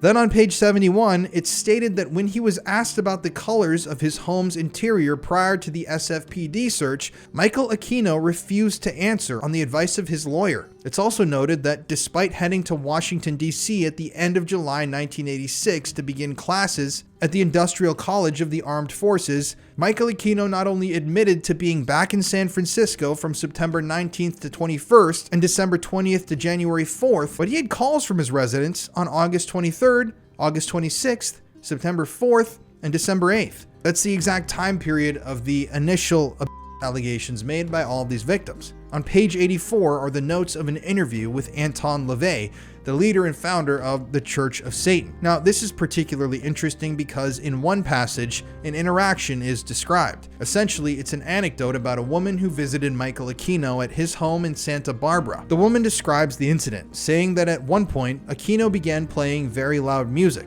then stepped out of the living room, then returned completely in the nude, wearing only a creepy, demonic-looking mask. The woman stated she refused his advances on her and said that his conduct was unacceptable. In the search of Michael Aquino's apartment, a similar mask was recovered by investigators, corroborating the story. On pages 88 and 89 are the notes of interviews with Linda Blood, a former member of the Temple of Set.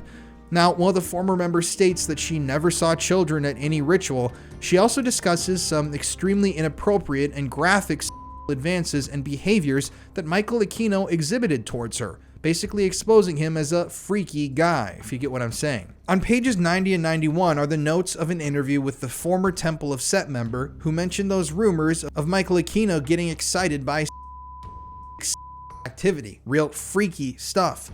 This ex-Temple of Set member also claimed that at one point Michael Aquino told him about a hidden ritual chamber in his apartment. He also notes that year 1 in the Temple of Set literature refers to 1966. On page 91 are the notes of an interview with somebody who visited the Aquino's property in April or May 1986 in his official capacity, and recalled that the front room had walls of a dark color, possibly black, which once again corroborated victim testimony. On page 91 are the notes of an interview with someone who installed a security system at the Aquino's property sometime in early 1986, and recalled a padded room on the upper level and dark rooms, once again corroborating the stories of these victim children.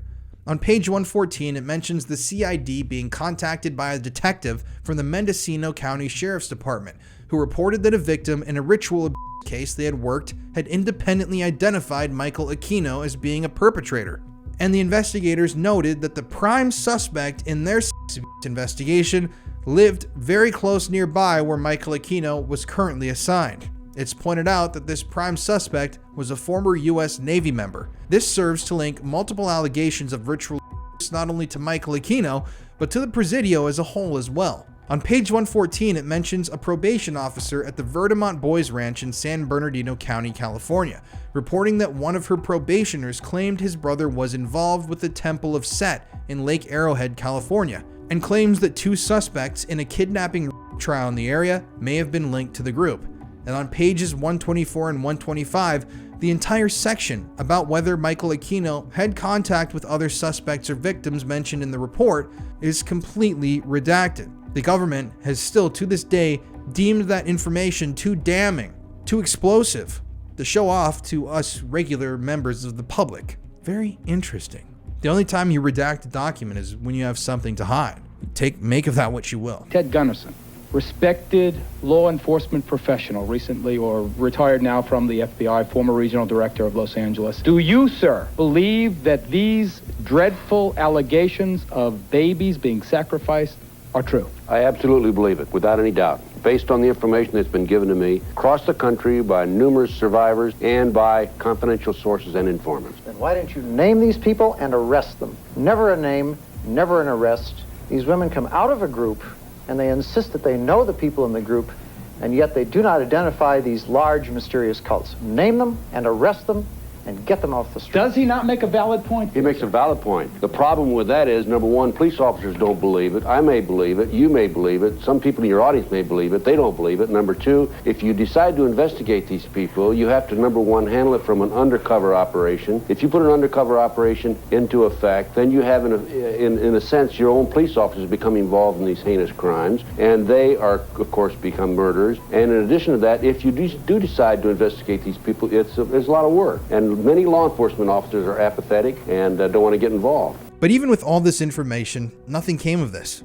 And eventually, the Adams-Thompsons and their daughter found themselves moving out of the state of California to attempt to begin a new life. At the time that this original article was published, the Adams-Thompsons were stationed at a post in Hawaii and said that their daughter's nightmares and bedwetting had stopped. They also said that their daughter had not given up. She still believes that someday some judge will hear all the facts and do right by her. Michelle Adams-Thompson, her mother, said, "A lot of people were not as brave as her." But once again, if you think that that's the end of this story, it's not. At 4:45 a.m. on September 22nd, 1987, in the middle of this unfolding Presidio daycare scandal, just over a month after the raid on Michael Aquino's Satanic Temple, and when all of this was reaching a fever pitch, a call came into the Presidio Fire Department. A building in the complex of structures at the Presidio that houses the daycare center was set on fire. By the time parents started dropping their children off at 7 a.m., the $500,000 fire had been extinguished. The Army Community Services building adjacent to the daycare center, which housed some of the daycare center's records, had been demolished by the flames. And perhaps, only coincidentally, maybe not, the fire occurred on the autumnal equinox, a major event on the Satanic calendar. An investigation of the fire by the Army blamed the blaze on a faulty wire outlet, but that was just conjecture. I personally haven't come across any documents or information where they stated how they made this determination, and in fact, you can barely find any information about this fire save for a single newspaper article and the original report that I'm adapting here for this episode. But think about that for a second. A suspicious fire in the middle of these investigations and search warrants and allegations, a fire in a building that houses tons of records. Who knows how top secret these records are, dealing with the childcare center. Strange. But it seemed like the flames of hell were really heating up, because just 3 weeks later, fire struck again. This time at the daycare center itself. The fire was reported at 4:30 a.m. and it caused $50,000 in damages to a daycare center building that housed 4 classrooms, including Gary Hambright's. It also damaged and destroyed any future crime scene or evidence that could have possibly been investigated if the authorities actually would have ever acted on any of this. Now faced with 2 fires, at this point, the Army called in the Bureau of Alcohol, Tobacco, and Firearms for help.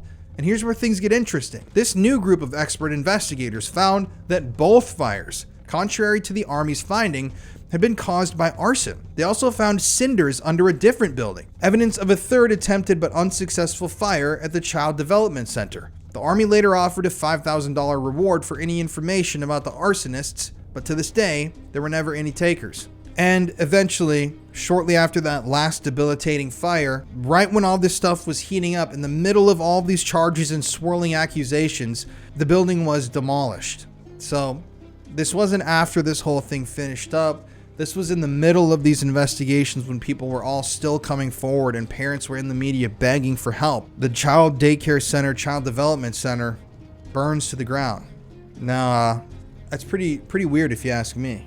On September 30th, 1987, 8 days after the first fire and 6 months after the original charges had been dropped, Gary Hambright, the former Baptist minister and guy that all the allegations had been made against, was re-indicted on charges involving 10 children at the Presidio. He was charged with 10 counts of lewd and lascivious contact on a and 2 counts of The indictment included the Tobin's son, who started this whole thing, but didn't include the original charge of That day, there was much backslapping at a press conference called by U.S. Attorney Joseph Rusinello to announce the charges. A press release said that the maximum penalty that might be imposed in this case is 96 years in prison and a $3 million fine. Surrounded by Army brass from the Presidio and several FBI agents, Rusinello said there would be no more arrests, that despite the children's allegations, there were no other suspects. Rusinello himself was an intelligence asset and a crooked guy, but we'll get to him later. He's done some really dark stuff in the past that we're also about to expose. But amidst all these events, even Gary Hambright, the main accused himself, appeared to suggest that others had been involved in the abuse. At a press conference on October 2nd, after he was arraigned, Gary Hambright, reading from a prepared statement, said that he was innocent of all the charges and added, "I cannot understand why these allegations and falsehoods have been directed solely at me." This implies that there were others involved. This comment has never, though, to my knowledge, been followed up on. Jeff Hansen, the assistant federal public defender who represented Gary Hambright at the time, refused to allow his client to answer any questions, a policy unbroken throughout the long months after the indictment. No one was allowed to ask Gary anything. Jeff Hansen denied, however, that Gary was referring to anyone else. Do you think he was threatened after that initial statement into remaining silent? Could he have been silenced or paid a midnight visit by a high-level agent with a loaded weapon? God only knows. The parents of the victims at the time had many questions about the new indictment. Why only those 10 children, when there were dozens of total victims? Why only one child on the indictment who had medical evidence? Why did the indictment not include the children with such medical evidence, such as missing and lesions? And why were the charges so vague? Yes, you heard that correctly. Over the course of all these investigations, in addition to the Tobin son who started this all off, other children had been physically examined for signs of sexual abuse. And those signs were discovered. They included missing and lesions and tearing. But those kids weren't included in this indictment for some reason, even though they had made allegations against the same abuse. Rather than specifying the actual crimes allegedly committed on the children, 10 of the 12 charges were for committing lewd and lascivious acts. The other 2 charges, involving the Tobin son and the boy who was abused on his birthday, were. In addition, Gary Hambright no longer was charged with the Tobin son, even though he had been examined almost immediately after making those first allegations and was found to have had damage to his.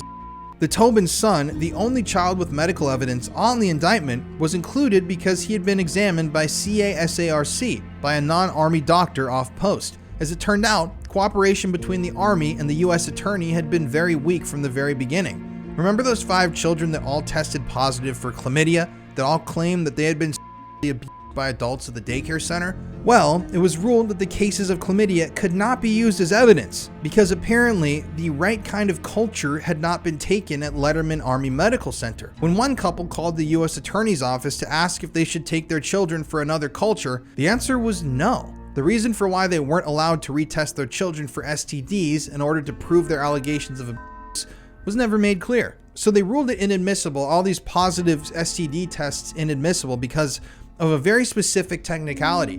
Then when these concerned parents asked if they could, embrace that technicality and get their children retested, they just simply said no. Why? Assistant U.S. Attorney Peter Robinson, who had been brought in by then to assist Susan Gray, said those 10 children had been chosen from the more than 60 victims because they would make the best witnesses. They were basically saying that they believed 10 victims and that the other 50 plus victims could possibly have just been making it all up. In February, Assistant U.S. Attorney Gray, now teamed with Assistant U.S. Attorney Eb Luckel, asked the charges involving 4 of the children be dismissed because of problems with the children's testimony. It seemed like the cover-up was already up and running, and investigators were deliberately attempting to poke holes in the children's stories to destabilize and bring their testimonies into question. Later in the month, Judge Schwartzer dismissed all but one of the remaining counts because the charges were too vague. Gray and Robinson had submitted a 2-page document listing a series of dates on which the abuse allegedly occurred for each child, but did nothing further to spell out the accusations. This was in direct contrast to the testimony and information that it is publicly known that the authorities had. The testimony of feces parties, the allegations of hardcore ritualistic of weapons being pointed at young victims during assaults. They had all of this information, but the authorities had done everything in their power at this point to tear down this case before it could be prosecuted, and they'd done an excellent, expert job at that. The only remaining witness on the indictment, the Tobin son, was also eventually removed from the case a short time later, on the advice of the boy's therapist. He claimed that he didn't want the young child to have to go through all of this again, and so they withdrew him from the case. And with that, Gary Hambright, the accused, was a free man again. He had now beaten 2 rounds of accusations that had ramped up into pending charges, and he was allowed to walk free. You see, the strategy for a simple case had failed once again. Gray, the daughter of a district court judge, was documented at the time to have never before handled a child case. This was her first, and she seemingly got anything and everything in the case wrong. The Presidio case, in fact, was believed to be the first such case of its kind handled by the U.S. Attorney's Office in San Francisco, and they butchered the entire thing from top to bottom. Gray had worked long and hard on the case, but confined her efforts to the law library. Neither Gray nor anyone else in the U.S. Attorney's Office saw the need at any point to hire experts on child abuse cases until about 2 months before the end of this entire affair. Yes, no one on any of these teams reached out to experts. No one tried to bring in other professionals who could help, who could analyze the children and the allegations. There had been a telephone consultation with Dr. Roland Summit, an associate clinical psychiatrist at Harbor UCLA Medical Center and a consultant in major sex abuse cases around the country, but that was it. He said, "I reviewed some early documents in the case. On the basis of the documents, they didn't want to go to court. There were too many allegations of weirdness and ritual without enough corroborating evidence. It is that kind of thing so far that is fatal to effective prosecution." End quote. Dr. Roland Summit, who was consulted on a number of ritual cases, said that the failure in such cases is a scandal, that we have to see some sort of material proof to get any sincere concern to what 300 to 500 children have sworn in the midst of terror was real. If you had 300 adults in any circumstance, wherever they were assembled, who would describe the same phenomenon, nobody would want to believe it, but I don't think the justice system could possibly be that indifferent. The smart move for any attorney is to stay away from it and try to sneak through by selecting witnesses who don't talk about it. Are you going to put somebody in jail on the word of a little kid? He was quoted as saying. Failure to consult with abuse experts haunted the case from beginning to end. By the time the children had been in therapy long enough and felt comfortable enough to talk about some of the more bizarre aspects of the case, Prosecutor Gray was adamant that she could not take such things before a jury. "She sat right here on that couch and she said she couldn't take that before a jury," said one mother. Gray, in the wake of this affair, refuses to discuss the case. She stayed silent and, to my knowledge, personally, has never spoken about the Presidio affair again. It seems that everyone involved in these horrific events has been sworn to secrecy or threatened into silence. Gray's colleague, Assistant U.S. Attorney Luckel, said that the case fell apart at the end because, in the final analysis, when we reviewed the cases we had where there was a child who was prepared to go to court and was prepared to tell us what happened and describe something that actually occurred at the Presidio, as opposed to off base, there wasn't much to consider. According to Luckel, the U.S. Attorney's Office had decided that federal jurisdiction in the case ended at the boundaries of the Presidio. That meant that even though some of the allegations involved children being taken off post by Gary Hambright, they were not a part of the federal case. When we got right down to it, there were just a couple of possible cases where federal jurisdiction existed. Luckel said, "Our decision was that we could only prosecute for acts that occurred at the Presidio," which is stupid as hell and an easy way to cover stuff up. Since San Francisco police concentrated their efforts on investigating Michael Aquino, and essentially Michael Aquino alone, that meant that many of the children's allegations fell through the legal cracks. More than 60 children were sexually abused, and they almost admitted that that was true. But they just weren't abused at the right location, according to the prosecutors. So, is the Presidio case closed? We would not reopen it absent the discovery of new evidence, Luckel said. And this was in 1988. The statute of limitations for this case is 5 years. That means that the ability to prosecute this case essentially almost vanished in 1993. On April 19, 1988, the Army held an open house for a new $2.3 million daycare center at the Presidio campus. That same day, several parents held a press conference to protest the closing of the federal case. They refused to be silenced. "We feel that it's vitally important that parents everywhere realize these things really happen," the parents said in a prepared statement. "Cases such as this are being successfully prosecuted across the country at the state level. Why have Mr. Rusinello and the entire federal system failed to learn from these successes?" they said. Referring to the victims, the parents said, "All have made statements that they were abused. They have psychological evidence of abuse, and many have documented medical evidence of sexual abuse, including rape, and venereal disease. But all their cries, all their pleas fell on deaf ears. The criminal case is closed." But by June of 1988, the parents of 23 children had filed $55 million in claims against the Army, the first step toward filing a civil suit against the government, alleging negligence that led to the Eventually, that number swelled to $74 million in claims, but nothing ever really came from it. There was no justice, there were no big payouts, there was no guilt admitted. In December of 1987, the Army reassigned several people connected with the case, including Lieutenant Colonel Walter Meyer, the Director of Personnel and Community Activities, and John Gunnarsson, the Director of Child Development Services, responsible for supervising the day-to-day operations at the center. Diana Curl, the daycare center director who heard those first allegations, resigned. And in late June 1988, Gary Hambright was still trying to decide where he wanted to settle, and friends of his claimed he was in and out of San Francisco. In 1990, Gary Hambright died of AIDS. He never served a single day in prison for the of those children that he had allegedly participated in. Here's a newspaper article written by the same reporter, Linda Goldston, about Gary upon his death. A former civilian employee of the center, Gary apparently tried to keep his illness secret. When questioned by the Mercury News last spring, he denied he was ill and said, "I'm going to have to refer you to my attorneys on that." His death certificate, which was filed in Washington state, lists acquired immune deficiency syndrome as the cause of death. The time between onset of the disease and death was listed as years. It's not the first time that parents involved in the case have worried that their children may have been exposed to the AIDS virus. Shortly after the case broke, one boy's preliminary test came back positive, but further tests revealed that the child did not have the disease and the issue was dropped. Last spring, Army officials recommended that children be tested for the AIDS virus, citing a rumor that a suspect in the case had the disease.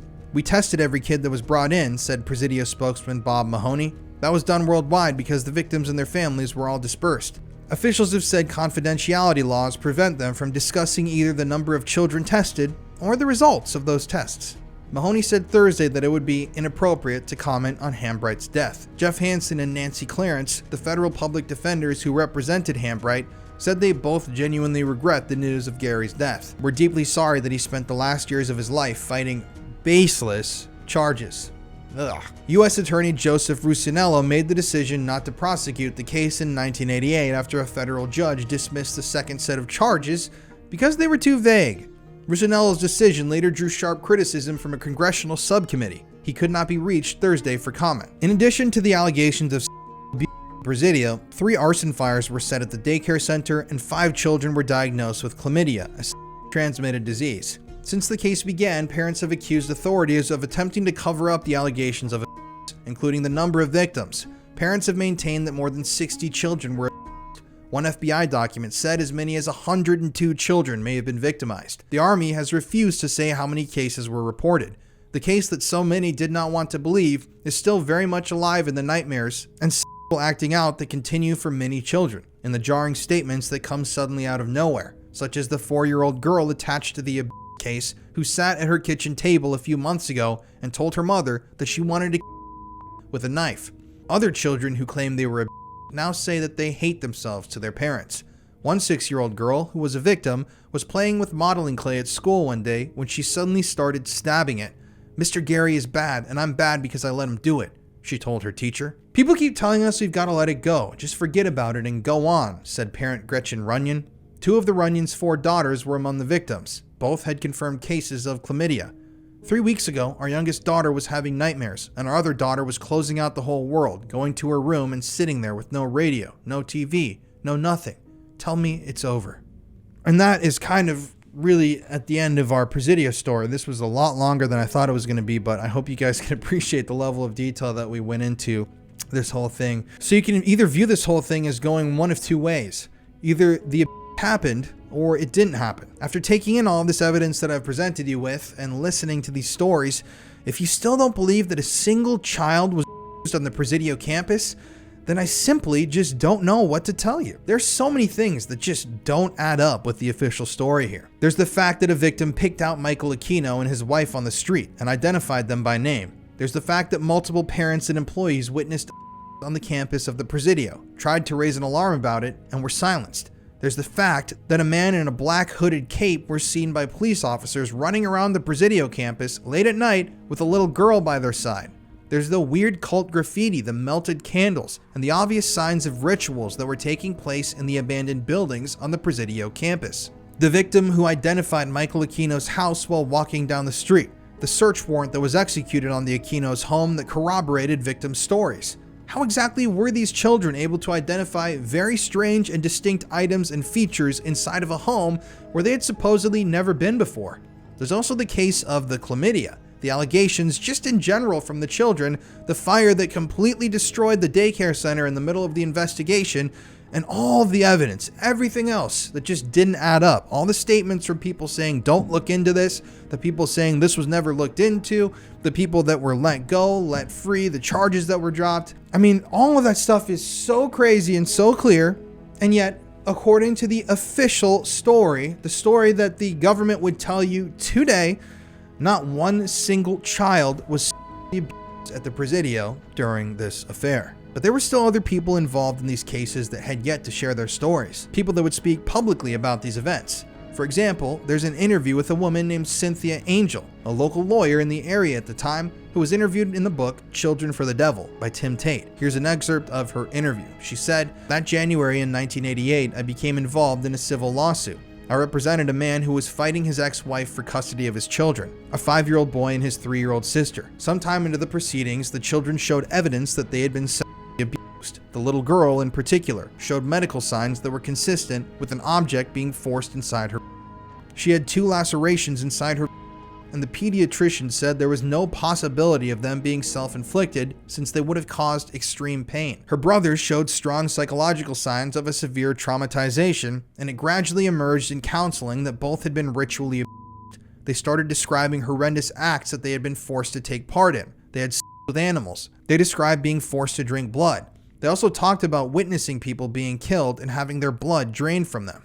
The children had been at the Presidio daycare center, and so I began asking about the facility there. I was vaguely aware that there had been allegations of ritual abuse at the center, but I couldn't be sure that the abuse these children described to their therapist actually took place there. The kids said a man named Michael Aquino was present and involved in the ceremonies they had been forced to attend. They told their mother this, and since I had made enquiries about the Presidio and come up with the name of Michael Aquino, I asked the mother to confirm the details. She refused, and so I was left having to call as a witness when the case went to trial. When the case went to trial, the person who had reported the disclosure in the first place. Simultaneously, I made formal enquiries about issuing a subpoena to get Michael Aquino in court and on the stand. I have no way of knowing if he was genuinely involved in the abuse. I do know, however, that the children were in the Presidio daycare center and identified someone who appeared to be him. The case was due to go to start on February 1st, 1989. The night before that first hearing, I got a telephone call from a woman who was going to be a key witness. She asked me to meet her at a restaurant on the main street here in Red Bluff because she had some important information for me. I agreed, got in my car, and drove downtown. When I got to the restaurant, she wasn't there, but before I could even get out of the car, 2 men got in through the passenger side. One pointed a gun at my head and told me to drive out of town. I was made to drive about 4 miles out of town, and at that point, I was blindfolded and put into a second car and driven somewhere else. During the course of this kidnapping, which lasted about 3 hours in total, I was told that I was investigating things that I shouldn't be investigating, and that if I continued with it, I would be killed. During this kidnapping, Cynthia alleged that she was shown photographs and videos that were meant to threaten her into keeping silent. She stated, the picture was of its skin had been partially peeled away, and the men made it clear that the child had been killed in a satanic ritual. The tape seemed to back this up. It contained children's voices, children crying, and adults chanting. The chanting was not articulate. I mean, I couldn't tell you what they said, but the men made it clear that this was a satanic ritual and that I should stop investigating Satanism if I wanted to stay alive. They also said that if I told anyone what I saw that night, or if I reported the kidnapping to the authorities, they would surely kill me. I was terrified, of course, but I felt I had to report it, and I had to carry on with the case. The kidnapping was reported in local news outlets at the time, but nothing ever came out of it. In fact, here's another newspaper report detailing the search for the kidnappers. A reward of $10,000 is offered for the arrest and conviction of a man who allegedly abducted a Red Bluff attorney at gunpoint in a child custody case that may be linked to Satanism and ritualistic. That's the only motive we can see, Red Bluff Detective Ted Wiley said today of the February 2nd kidnapping of Cynthia Angel. Mrs. Angel and her husband, Anthony Edwards, also an attorney, are offering the reward. The man allegedly threatened Miss Angel's life several times if she continued to investigate links between a Tehama County child custody case and a San Francisco Bay Area children's day school. The man told Miss Angel that she was investigating something that she couldn't and showed her a photograph of a baby whose skin had been partially removed. Wiley said it looked like it could have been an autopsy photo, but the man said it was a child who had been killed during a satanic ritual. Mrs. Angel told police neither Miss Angel nor Red Bluff Police Detective Ted Wiley would disclose further details of the child custody case today. However, Wiley said a composite drawing and description of the man who allegedly kidnapped Mrs. Angel resembles a man reportedly involved in a case in which a child or doll was seen from a signpost on Kirkwood Road near Corning on July 29, 1987. In that case, a man who identified himself as a police officer told a concerned citizen that everything was under control, while another man and woman removed the child or doll from the signpost. Very bizarre. So this is me breaking out of the article. Another case of weird shit. People, a concerned citizen saw from a signpost, like a street sign, what looked like either a dead little child or a baby doll from that signpost. And when they went up to try to figure out what was happening, someone identified themselves as a police officer, and a man and woman were seen removing the thing from the signpost. Really weird. Police artist Marjorie Casebeer initially noticed similarities between suspects in the two cases as she was drawing the man Miss Angel described. Tehama County Sheriff's Captain Alan Groves said today there are some dissimilarities between the two composite drawings, but would not rule out that the two suspects could be the same man. The case is definitely still open, Groves said. On February 2nd, on a satanic holiday called Candlemas, Miss Angel arranged to meet a potential witness at a Red Bluff restaurant for lunch. When she arrived at the restaurant, a man she did not recognize entered her car, pulled a pistol, and ordered her to drive to Derryville. And you know the rest of what happened. So that's insane. But it still gets weirder. It appears to this day individuals connected to the Presidio case are still afraid to speak out. For example, citing his article, Do What Thou Wilt, Satanism in the Temple of Set, from September-October 1995 in the Haight-Ashbury Free Press, reporter David Hoffman claimed the following about a man who seemed to be Glenn Pamfloff, an infamous detective in San Francisco. Quote, as recently as 1995, the SFPD detective in charge, who I interviewed, was still too frightened to reveal details of the case. End quote. And this silence has carried on to the present day. In fact, in 2017, some independent journalists attempted to gather any information that they could about the Presidio scandal by filing a Freedom of Information Act request, a request which should have allowed them access to the files and documents because, according to the authorities, the case is closed. However, this was the response they were given. Quote, the SFPD replied to your public records request on October 11, 2017 via GovQA, the SFPD's public records portal. You were notified that the case you are inquiring into is open at this time, and that any records are exempted from release under California Government Code Section 6254F. On February 15, 2017, you contacted legal assistant Elsa Campos to inquire into the SFPD's denial to release any records to you pertaining to the investigation of child abuse at the Presidio Child Development Center during the 1980s. Ms. Campos advised you that she must consult with her superiors before providing you with any further information. Please be advised that although this case is currently closed/inactive, it can potentially be reopened in the future if other victims come forward. Therefore, the SFPD cannot jeopardize any potential future investigation by releasing case information. During your conversation with Ms. Campos, you also inquired into the fact that the statute of limitations for the case has expired, and therefore, case information should be releasable. Please note that the statute of limitations is 5 years from the time the sexual assault is reported to the authorities. So, for those victims that have not come forward, they still have the right to absolute privacy. Furthermore, the SFPD has ultimately determined that the information you requested will not be released to you because the case you are inquiring into involves the alleged sexual assault of juvenile victims, and information cannot be released without a court order. Very strange, right? I thought that nothing happened there. Very, very bizarre. It's a very ingenious defense for them. When you say, oh, this case could be open in the future, it's closed right now. Like we said, nothing happened, but just in case one of these victims ever comes back, we can't share any information with you, just in case. Oh, and you're talking about the statute of limitations? Well, here's a little loophole. And also, on top of all that stuff, it's a juvenile claim, so we're just not going to share it with you. There's also this excerpt from the book Painted Black by Carl Raschke, which discusses the Presidio case. Those particular charges were later dropped against Aquino and his associate. Parents of the children who were allegedly said it was because of strong pressure from the Army on the federal investigators and the San Francisco police. Prosecutors blamed the well-known difficulties of prosecuting child cases in the first place. But just before this book went to press, however, authoritative sources within the military who requested anonymity reported that another investigation of Aquino had been opened by civilian law enforcement in California. In addition, in the same book, the author posits 22 families filed $66 million in personal injury claims against the Army in connection with the Presidio case. Although charges against Aquino were dismissed, Gary Hambright, who was arraigned in the case, pleaded innocent and suggested he might be taking the rap for others possibly involved in the alleged. After long legal maneuvering and bickering between Army and federal investigators and the San Francisco police, the case against Hambright was shelved as well. So, at the end of the day, what do you make of this? Do you believe that Michael Aquino was an innocent man? He died in 2020. Which direction do you think he was sent to? Do you believe that there really wasn't a single child at the Presidio, as these official documents claim? There are just so many questions here that remain unanswered, questions that I've already gone over with y'all. But to try and get some answers for myself, I decided to speak to a good friend of mine, investigative journalist and author Nick Bryant, to attempt to decipher what I know.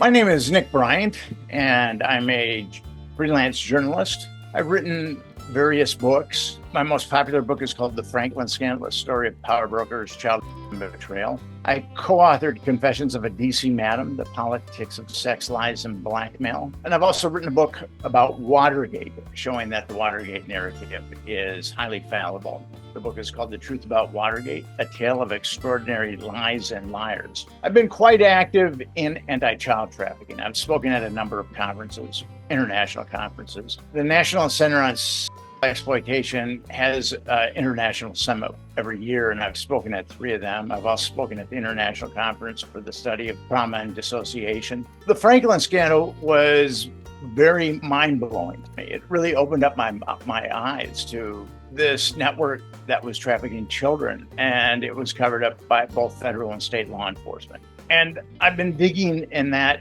very dirty sewer ever since then. And Michael Aquino is part of that. He has his connections to various nefarious things. Actually, he had quite a nefarious career that was underwritten by our government, and he was protected by our government. So before we get into all of that, Nick, I just want to ask you, also for everybody online, Nick and I have been, I don't want to say intimately involved because that sounds kind of funny. I mean, we're getting married in 2 weeks. I mean, you gotta come clean about that. Right. We've got a really big project in the works that we've been really working on since around February. So we've come to get to know each other very, very well. But for everybody online, Nick, why do you feel like you've been drawn to expose these sorts of crimes and shine a light on this stuff over the years? Child trafficking is a horrific crime. It's the most horrific crime, I think, that there is. What is done to these children is horrific. If they're going to become productive members of society or just members of society, they really have to work through a lot of damage. When I found out that there was some dark, malignant corner of the U.S. government that was aiding and abetting child trafficking, because the Franklin scandal is all about that. And the Franklin scandal is like a carbon copy of the Epstein scandal, where you have local law enforcement ultimately covering something up and then getting so big that federal law enforcement is brought in and the Department of Justice. And when I realized that happened with the Franklin network, I felt like I had to do something about it. Because if our government is involved in trafficking children, which it is, I mean, in the very least, it's covering it up, which is aiding and abetting. That shows that there's really no lines in the sand that they won't cross, that there's some dark, malignant part of our government that has absolutely zero moral barometer. That is something as Americans that we have to fix. The congressional approval rating is currently 12%. So it's very obvious that 88% of Americans do not think that Congress is acting in their best interest. Well, whose interest are they acting in? And I believe that it's a very very select, malignant corner of intelligence that has the goods on a lot of members of Congress. And last December, there was Tim Burchett, a U.S. representative from Tennessee, who said that my colleagues are being compromised in honey traps. And I came across that 22 years ago when I started researching the Franklin scandal, and Confessions of a DC Madam talks about it, and actually Watergate talks about it, because at the heart of Watergate, and the mainstream media has kept this covered up, is a CIA honey trap. These are things that really prevent Americans from having a true democracy. But when you dig deep enough, the real thing that sticks out to me is the aiding and abetting of child trafficking. We have to fix that. That has to be fixed. And I've been working at it for 22 years. I started an organization called Epstein Justice, where we're looking at the Epstein case, and we know exactly who covered up the Epstein case, and we know who a number of the procurers are. We know who a number of the perpetrators are. And as I said earlier, the Epstein case is a carbon copy of the Franklin scandal. And this is something that we have to expunge from our government if we're going to have a government by the people and for the people. So, to explain to folks who might not obviously be as deep into this world as you and I have gone, you obviously phenomenally so much further than me. A lot of these rings, I'm not going to say all of them, because in my opinion, there are some of those rings that are just, sadistic that are wanting to do those things. Most of them are blackmail rings, right? Could you explain kind of what that entails?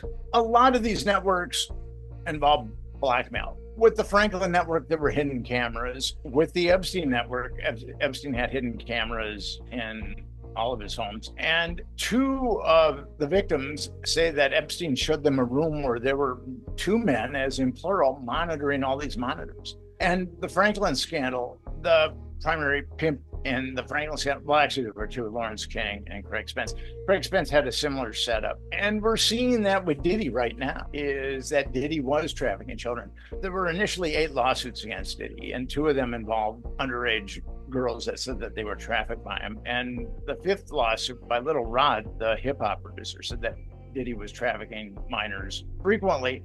And there has been a number of lawsuits that have been filed against P. Diddy quite recently by Tony Busby. And I think that 25 people that have come forward in those lawsuits were trafficked by Diddy as minors. And we have the same people covering things up. The Franklin network was, the Attorney General was William Barr, and he did a consummate job of covering up the Franklin network. According to state and federal law enforcement, not a single child was trafficked or even by the Franklin network. William Barr was the Attorney General under Bush 1, who covered up the Franklin network. And then he was the Attorney General under Donald Trump, and he covered up the Epstein network. And then when we get into U.S. attorneys, Damian Williams is the U.S. attorney that was responsible for the trial of Ghislaine Maxwell. And he ensured that only 4 victims were called, and those 4 victims had only been by Epstein and Maxwell. And ultimately, Maxwell was found guilty of child trafficking conspiracy, but no one else was indicted. And now he is the same U.S. attorney that's covering up P. Diddy. One of the indictments against P. Diddy is conspiracy, but no one else has been indicted. And that's how endemic this is. And I haven't even heard Damian Williams' name mentioned in the media. I was on a large podcast that came out on Monday, and I discussed Damian Williams' role in covering up Epstein and Damian's role in covering up Diddy, that network. And the trolls came out of the woodwork to attack me. And they attacked me on Twitter, and then they even attacked me on my podcast. So this obviously struck a nerve with that dark, malignant corner of our government that does these types of things, because no one else had mentioned Damian Williams before. I believe that I'm the first guy in the media to make a connection between Damian Williams covering up Epstein and Damian Williams covering up P. Diddy. So the basic premise of all this is politicians being lured into these situations where they're given access to a child, and they, the child or do whatever. In some cases, it's claimed even kill them. And that's videotaped and photographed and used as sort of a political power, like a blackmail, right? I was able to get to one of the blackmail photographers that was part of the Franklin Network. And I was just trying to figure this whole thing out because the Franklin Network was huge and I didn't have a paradigm to draw from when I was investigating this. Other than the Franklin scandal, you're not really going to read about this in a book. And I asked him, how does this work? And he had a very cogent response. He said that once you're compromised, it's like you're on a yacht. And it's a beautiful yacht and it's a beautiful day. And you can have anything you want on the yacht. But if you decide to get off the yacht, the people on the yacht are going to make sure that you drown. So once someone is compromised, they have zero incentive of coming forward because that would be the end of their career, the end of their families. They would be destroyed. I mean, even if they didn't get murdered, their lives would be reduced to just cinders. Two things before we get into the Presidio. You, in researching all this stuff, have received threats, correct, from individuals? I've only had one overt death threat, but I've had a lot of strange phone calls over the years. I don't really get them at this point, but I did at one point. I think that the malignant individuals that do this type of thing in the government realize that they're not going to frighten me off.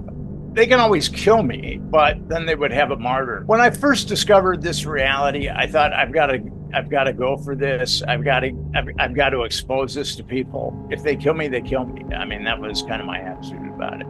And I was in a really good position because I didn't have a wife and I didn't have children. So I didn't have to really worry about a family. But you're still here. Still alive and kicking, and the trolls are still after me. I understand that feeling, man. And then my last thing before we get into the Presidio, you were the first person to publish Epstein's Black Book. Can we talk about that? I was indeed. The Franklin scandal got published in 2009, 2010.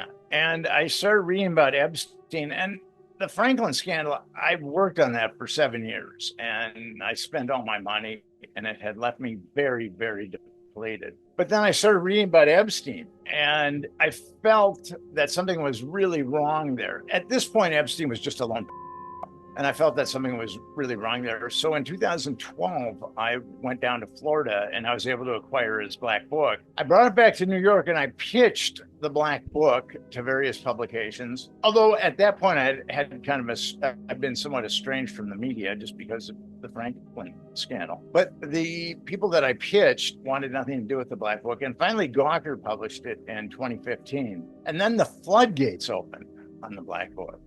It was very fascinating to me that no one would touch it. But once Gawker published it, then the floodgates opened. Yeah, I wonder what that is. Like, no one, maybe they were afraid to publish it. And then once somebody did it, they all wanted to hop on it.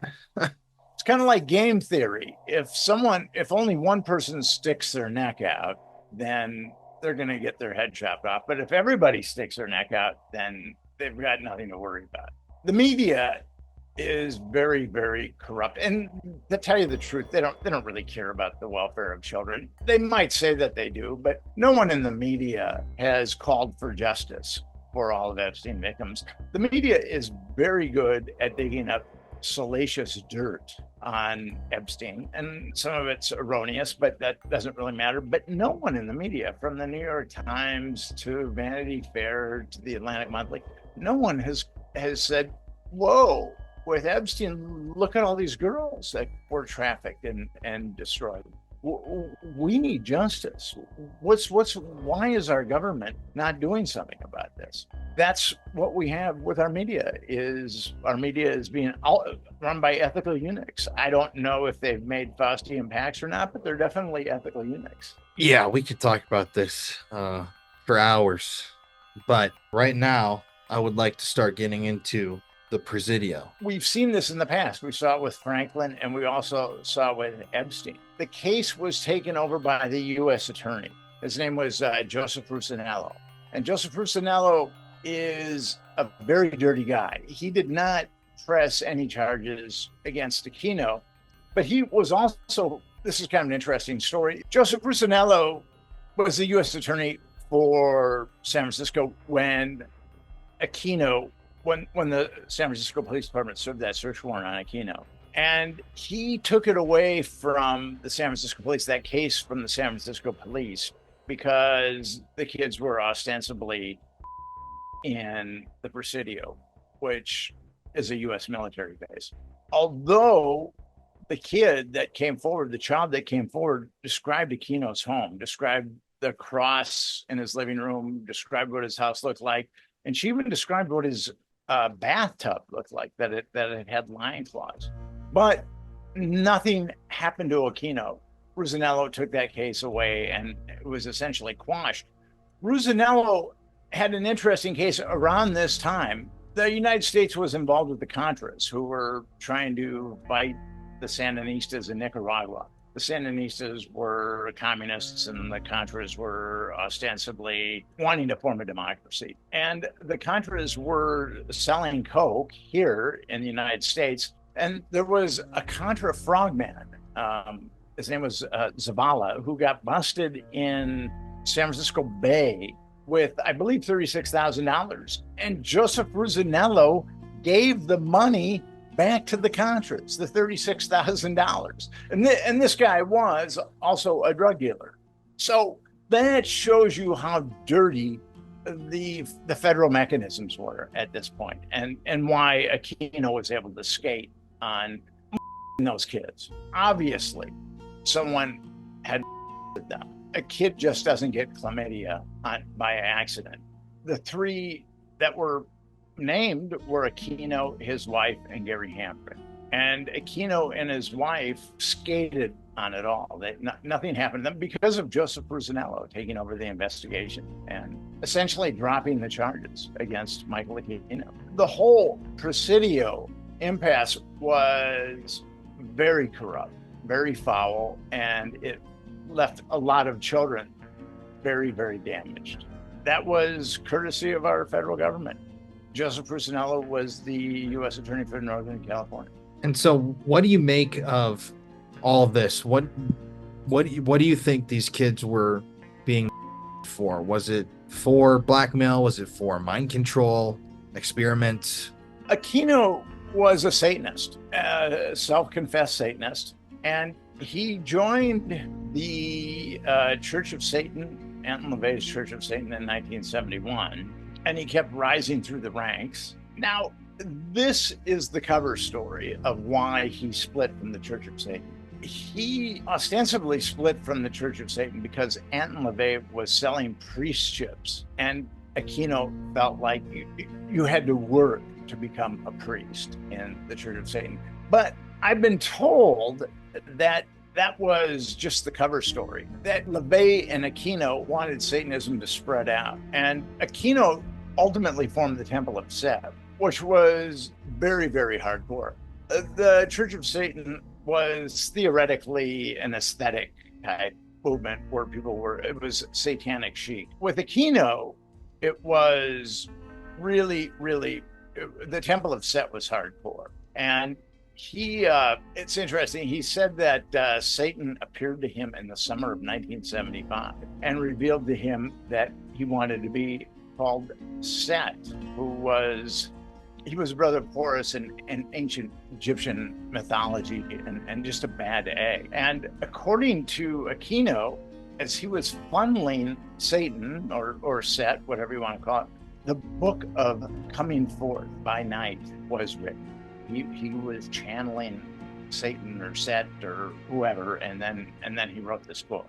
And then he launched the Temple of Set, and that was very hardcore. Eventually, people started to leave the Temple of Set because he got so fixated by, and there were a number of people that left the Temple of Set because they felt Aquino was taking them down a road that was much more Third Reich than purely Satan, and that bothered them. When we get into these type of occultists and their children, there was the satanic panic, and the pendulum swung very far to one side, and now it's slowly coming back. According to Wikipedia, there's no such thing as satanic ritual abuse. I mean, Wikipedia says that there's ritual murder, but no ritual child. So, which is kind of contradictory when you think about it, that there's the world according to Wikipedia, there's ritual murder, but there's no such thing as ritual child abuse. The FBI describes killers as ritualistic and non-ritualistic, and why can't be described that way? So that's something that we have to work out. But when you get into these type of occultists, I mean, these hardcore occultists, their highest sacrament is the defilement of innocence. The highest sacrament or one of the highest sacraments of Christianity is the protection of innocence, the perpetuation of innocence. And they're coming at it antithetically.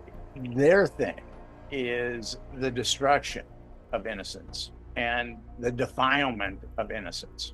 That's why we have ritual abuse, or that's one of the reasons why we have ritual abuse. It's always crazy to me that there are people that would make that argument and articles that would state that when there's thousands, tens of thousands of victims that have come forward over the years from all over the world saying that they were, as a part of a ritual, or their assaults were carried out in this ritualistic fashion, even children saying, masks and sabers and all these weird motifs that existed in these spaces. And it's a narrative that they want to go with, that it just never happened. And it doesn't happen. I mean, it's continuing to happen now, but it's really bizarre to me. It's starting to be more embraced. Actually, Psychology Today last year had a psychologist write an article about her ritual.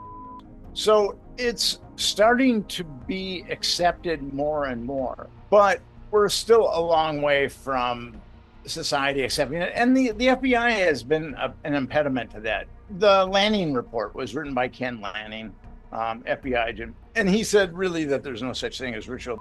He had never been in the field. I mean, a bunch of people told him what to write, and he wrote it. So you've got the FBI, and then you've got Wikipedia basically saying ritual doesn't happen. And you've got people on the left agreeing with that, and then you've got people on the right going too far one way too. So, but we have to come to a point where we accept that ritual does occur. With Aquino and the Temple of Set, is that a theory amongst people who've looked into all of this, that these children were being taken off the Presidio campus in order to be as a part of some sort of ritualistic something or other? We know that the kids were being taken off campus to Aquino's home, but it could have been ritualistic. It could have been child.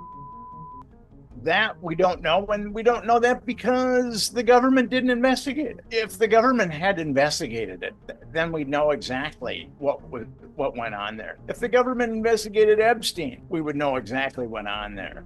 And the government is committed to covering up P. Diddy.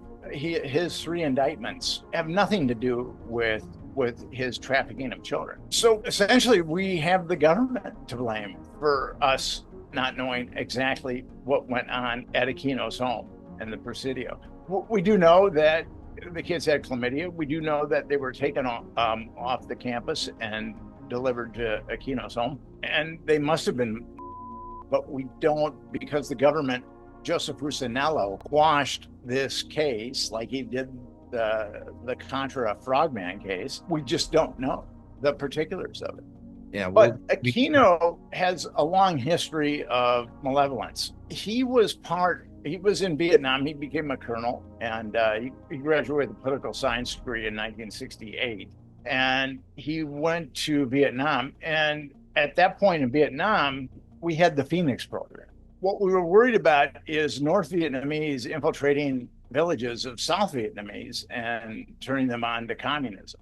And what the Phoenix program did was we just started laying waste to these villages in Vietnam. And like there was a case of Lieutenant Calley. I mean, everybody got killed it's called the My Lai Massacre. Now, Aquino was part of that.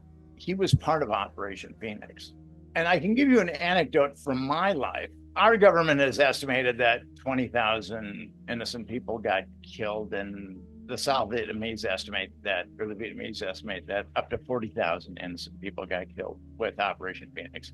But it was truly evil. I had an uncle who was in Vietnam, and he had told me that he felt tremendous guilt over starting to enjoy killing North Vietnamese. And I said to him, Al, they're killing your friends, they're trying to kill you. I don't think that that's an abnormal reaction. I think it's a normal reaction to a highly abnormal situation where you're going to enjoy killing people if they're trying to kill you and they're killing your friends. But he could never shake that. And I went to bury him last year in Los Angeles. And I came across some pictures or paintings that he had painted. And it was a GI standing over dead babies. And then I realized he had been part of that. He'd been part of Phoenix. And that's what he couldn't shake. That's what haunted him all these years, is that he had taken part in the leveling and murder of South Vietnamese villages. Everyone in a South Vietnamese village. And Operation Phoenix, in a way, people believe is responsible for the creation of like different serial killers, right?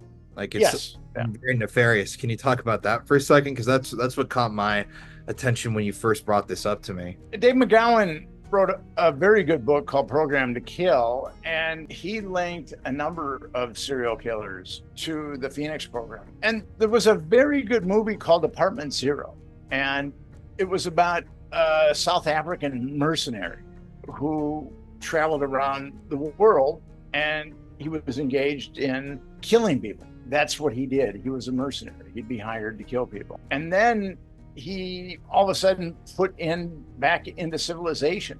And he was so used to killing people that he couldn't stop. I mean, he developed an enjoyment of killing people. And I think that that's what we have with the Phoenix program and some of these serial killers that are affiliated with the Phoenix program. They started to enjoy killing, and they couldn't stop. My uncle was able to stop, but it haunted him till the day he died. So Aquino and mind control. I know we've kind of briefly discussed him being really embedded in that realm, but like, can we talk more about that? Because what was his official title again? It was like he was in the something like psychological unit, or Aquino was a colonel, and he was part of psychological operations, PSYOP.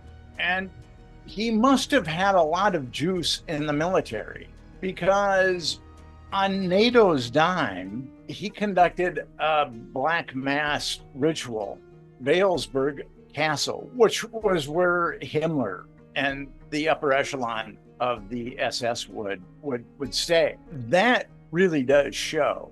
He did it on NATO's dime. I mean, NATO is letting this Satanist conduct a satanic ceremony in Heinrich Himmler's castle, or that castle that Heinrich Himmler used and also was used by the upper echelon of the SS. So Aquino had a tremendous amount of juice. The Department of Justice covers up these kids at the Presidio, and then he conducts this satanic ceremony at Heinrich Himmler's castle. So he had tremendous latitude within the military, and he had tremendous respect. I've talked to a number of people who have said that they are mind control victims or mind control survivors, depending upon what you want to call them. And a number of them have said that Aquino was part of their training. And the mind control essentially entails breaking up kids into alters. Most of the people that have gone through mind control are what would be called multiple personality disorder, but actually it's called dissociative identity disorder at this point. And how that's done, a lot of times abuse is really integral to that process, like we saw with the Presidio. And I think that Aquino was definitely part of the Monarch program. The Monarch program, there hasn't been a single document with Monarch on it, but according to many, many sources, there was MK Ultra, and then Nixon outlawed that, but the CIA kept going with the Monarch program. And the mind control that was talked about with MK Ultra, there were tremendous strides made there. The CIA said, well, we tried it, and we couldn't implant any memories. It was all a waste of time and money, even though they did it for many, many years. But I think that mind control was perfected or brought very far down the road with MK Ultra and then the Monarch program. And for people online, what's the distinction between Monarch and MK Ultra? Because MK Ultra, I feel like, is a very well-known term. You know, it's the CIA's mind control experimentation program that's documented, you know, essentially through all these people to exist. But what's the differentiation between that and Monarch? I think with MK Ultra, we were still learning how to break up a mind and program it. And by the time Monarch kicked in, I think that those techniques had been highly advanced. And there was a template for that at this point. I just did a podcast with Dr. Juliet Engel. She's a medical doctor, and she had gone through Monarch training and discusses how her mind was broken up into probably 100 different altars, and how some of these altars were used for various things. She had altars that were used to compromise people, to compromise men when she was underage. And she was also used, according to her, she was in LA. She was used to compromise record executives and also politicians too. Like what we see with P. Diddy, what's going on with him is politicians attended his parties, the upper echelon of celebrities attended his parties, sports superstars attended his parties. So he was a perfect vehicle to compromise people. For people who don't know what an alter is, it's essentially like a split personality, because it's dissociative identity disorder, right? One, you can snap your fingers almost, or whatever the command is, and bring out a completely different personality. Yes, and how that is done is through childhood trauma and creating alters, because when a child is traumatized, they leave their body and they ultimately form an alter.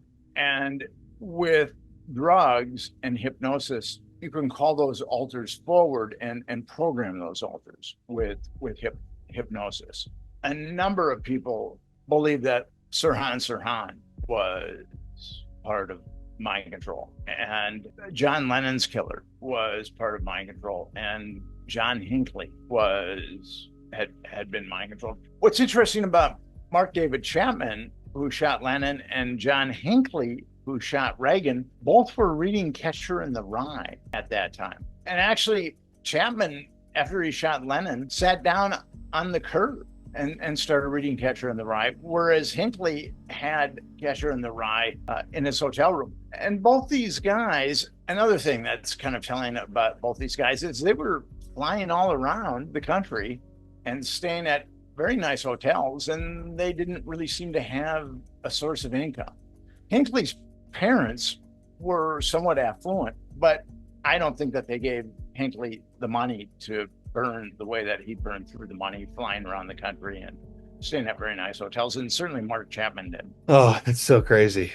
We're covering a lot of different topics here. I love it. With Aquino, we had a very ominous program called Operation Gladio. Operation Gladio, we were afraid that the Soviets were going to invade Western Europe. So we created a number of stay-behind armies, and they were equipped with armaments, whatever they needed, whatever we felt that they needed to fight the Russians. And a number of those cells started killing citizens, and one of them blew up a bank in Italy. And Aquino has been a link to Operation Gladio too.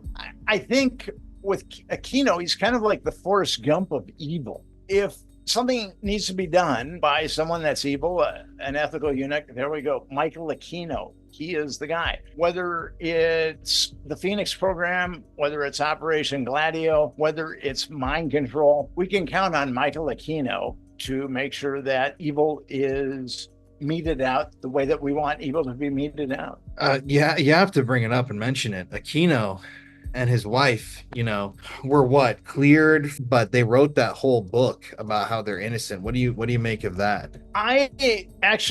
You can get that book online and you can read it. The thing about Satanists, and I found this out because I've interacted with Satanists, they're not real big on ethics and telling the truth. Evil protects itself through two ways: lies and viciousness. what we see with Franklin, what we see with Epstein, what we see with Diddy, what we see with Gladio, what we see with these other cases is that there's such viciousness that is perpetrated, and therefore it's easy for people to swallow the lies because they do not want to believe that people can be so vicious. That's how evil protects itself. And we have to come to an understanding that people are vicious and can be evil.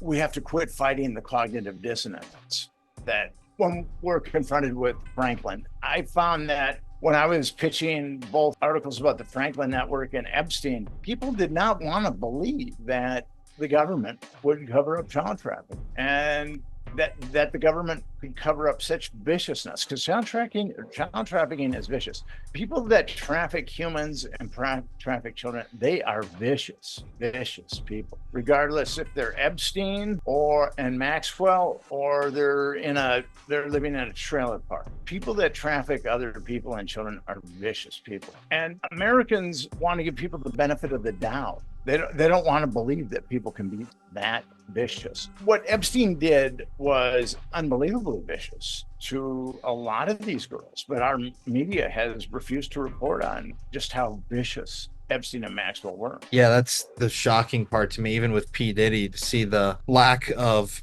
coverage on the fact that so many victims were underage, especially with Epstein too. I mean, what was the youngest girl with Epstein? Well, I have heard accounts. I've spoken at, as I said earlier, I've spoken at various child trafficking conferences, and I've met therapists that work with people that have been trafficked. And I know an eminent therapist. She's a psychologist. People would know her name. She was working with a client that claims to be under 10 when she was trafficked by Epstein. And according to the psychologist, the kid described Epstein's home and described a number of things about Epstein. But when she went to the Epstein Victims Compensation Fund, she wasn't awarded a penny. And I know another therapist who believes that one of her clients was trafficked by Epstein when she was under 10. And they went to the Epstein Victims Compensation Fund and they weren't awarded a penny.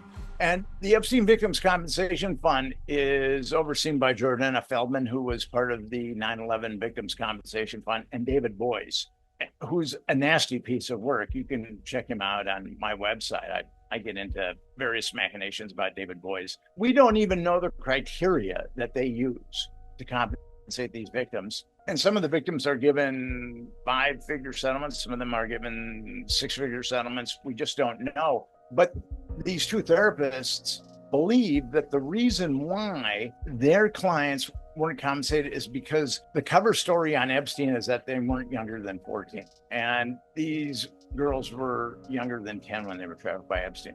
And I saw the same thing with the Franklin scandal. Lawrence King, like Epstein, Lawrence King liked pubescent boys and Epstein liked pubescent girls.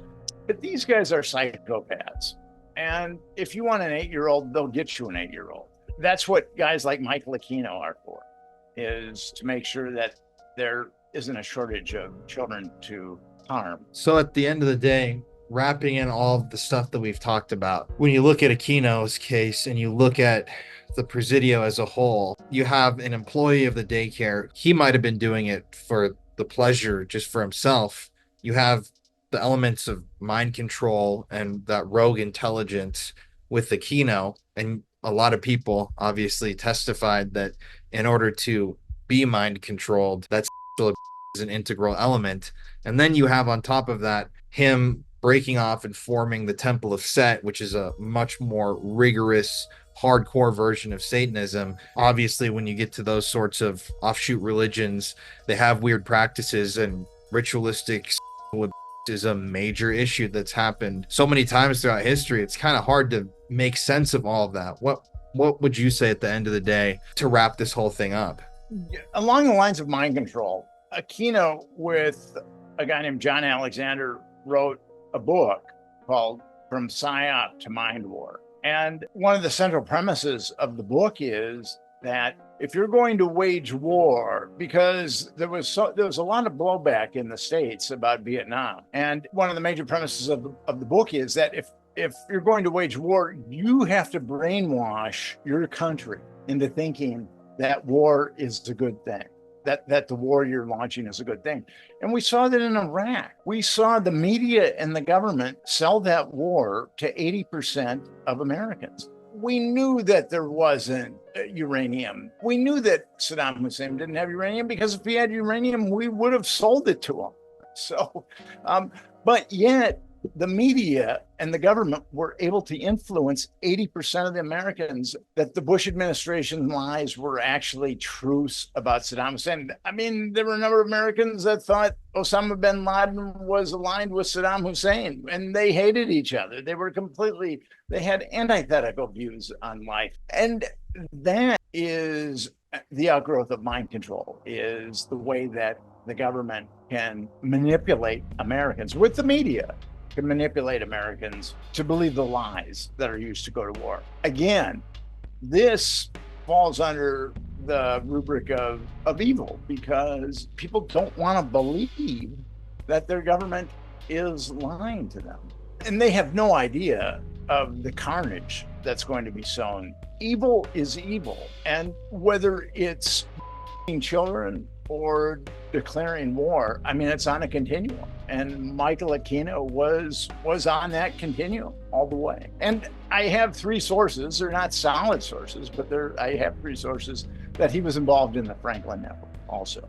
Before we're done, Nick, you've poured your heart and soul and your life into protecting children and exposing this evil, and Epstein Justice is a huge part of your life. So what can a viewer who's sitting at home right now do to help Epstein Justice? Epstein Justice is an organization that I started, and we have some really good people that are involved with Epstein Justice. You can go to EpsteinJustice.com. What we want with Epstein Justice and what we're going to do is we need the government to confess that it covered up child trafficking, which it did. Ghislaine Maxwell was really the only one that was indicted, and it was a conspiracy. And we know who a number of the procurers are, aka pimps. We know who a number of the perpetrators are. We know these things. The Epstein Justice has one goal, and that's a commission. And with that commission, we want to know why the government covered up child trafficking, and we also want the perpetrators to be brought to justice. These are very simple, rudimentary things regarding morality. As I said earlier, if you've got a government covering up child trafficking, which is aiding and abetting child trafficking, it's crossed a line that it shouldn't have crossed. And we have to rectify this. The government isn't going to rectify this. The media isn't going to rectify it. It's going to be up to Americans. And that is what Epstein Justice is all about. So I would suggest that your viewers go to EpsteinJustice.com, and you can sign a petition. You can send a form letter to federal congressional representative, and you can also contact us if you would like to help us out in our battle. Yeah, to everybody who's watching, I'm going to put a link to Epstein Justice in the description of the video and a pinned comment. So you should definitely pause this video, head to the website, go sign the petition at minimum, consider sending a letter to your representative, and interact and engage with this so that we can start actually using these videos and everything that we're talking about to raise some noise about what's going on. And Nick, thank you for hopping on here today, man. It's always, I'm not going to say it's a pleasure talking to you, but it's always interesting. It's always good to see you, Colin. All right, man. Well, have a great day. So after speaking with Nick, I felt enlightened. There's so much here. I mean, and I already talked for like 2 hours about the Presidio and Michael Aquino, but then you get into all of this very, very deep territory with, you know, the Phoenix Project and CIA involvement and all the different power players, and Michael Aquino being involved with psyops and psychological warfare. And it makes total sense to me. I mean, these children are all being ritually, the Presidio, allegedly, broken down in these weird, bizarre ways with fecal parties and guns and scary stuff. And they're, you know, ritualistically and that's the exact method that these predators and these traffickers and these CIA agents, it's been proven that this is how they do it. That's what they do for mind control. It's really weird. Was this a case of children being programmed, being experimented on by the US military? Was it a case of ritualistic abuse by Michael Aquino and his wife and his cult? Was it a case simply of people that were that just wanted to engage in acts with young children? Or was it a combination of all three, which is what I personally believe it is? I don't know. We weren't going to stop here. We actually headed to San Francisco to pay the Presidio complex a visit ourselves. The following footage was recorded in August 2024 when we visited the Presidio. Things are about to get dark. All right, everybody, huge announcement. And yes, I am wearing glasses because I'm half blind, if you didn't know, and I wear contacts. So that's a fun fact. We are now releasing all of our merch. So as always with our merch, this merch is only being printed one time unless it's like a really, really popular design and we might bring it back. But we have limited quantities of each t-shirt. We have sizes from small all the way up to 3X. And let's take a look at some of these dope designs. So first of all, we got the spooky ink. This is the front, this is our brand. And then you got this sick custom design with me, some demon nuns, just the pits of hell, some spooky little ghosts. Ooh. Connor? We got the metal logo. Oh yeah, classic Paranormal Files vibe, guys. This is also me and Colin's favorite t-shirt designs. Same as the Murder in America, we had the gothic print, white t-shirts. They just look so clean and nice and crispy. Look at that thing. Ooh. And also, you want to talk about how comfortable the shirts are? Oh boy, do I ever. These are all printed on Comfort Colors t-shirts. Really good t-shirt design. Perfect time for a good comfy shirt.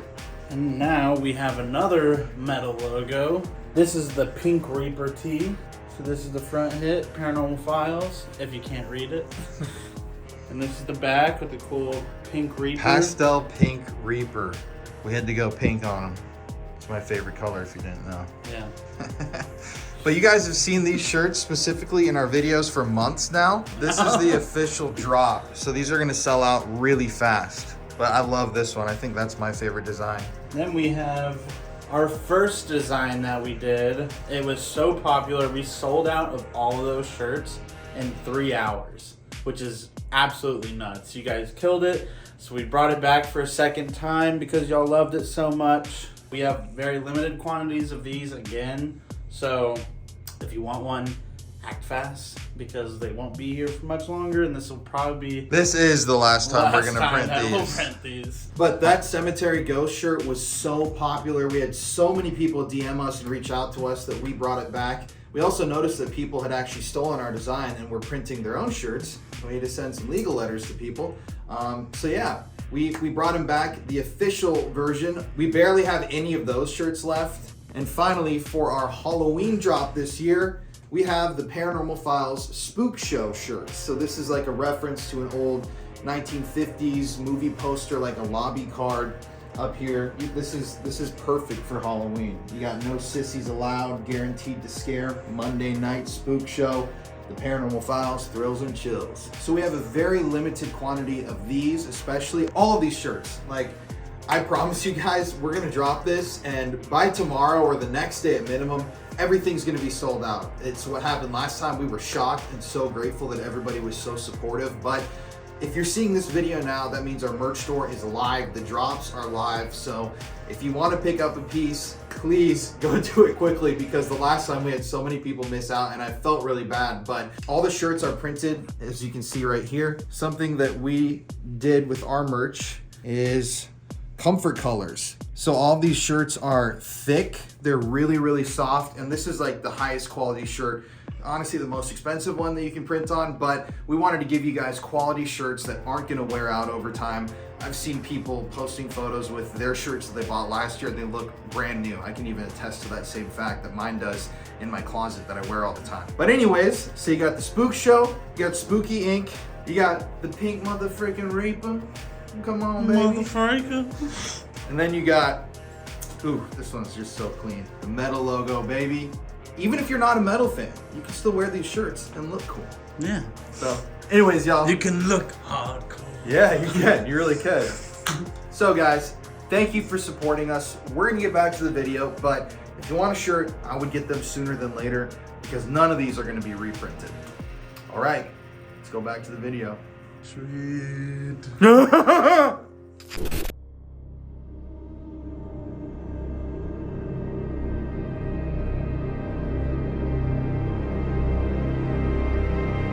So right now, Connor and I are driving into the Presidio area here in San Francisco.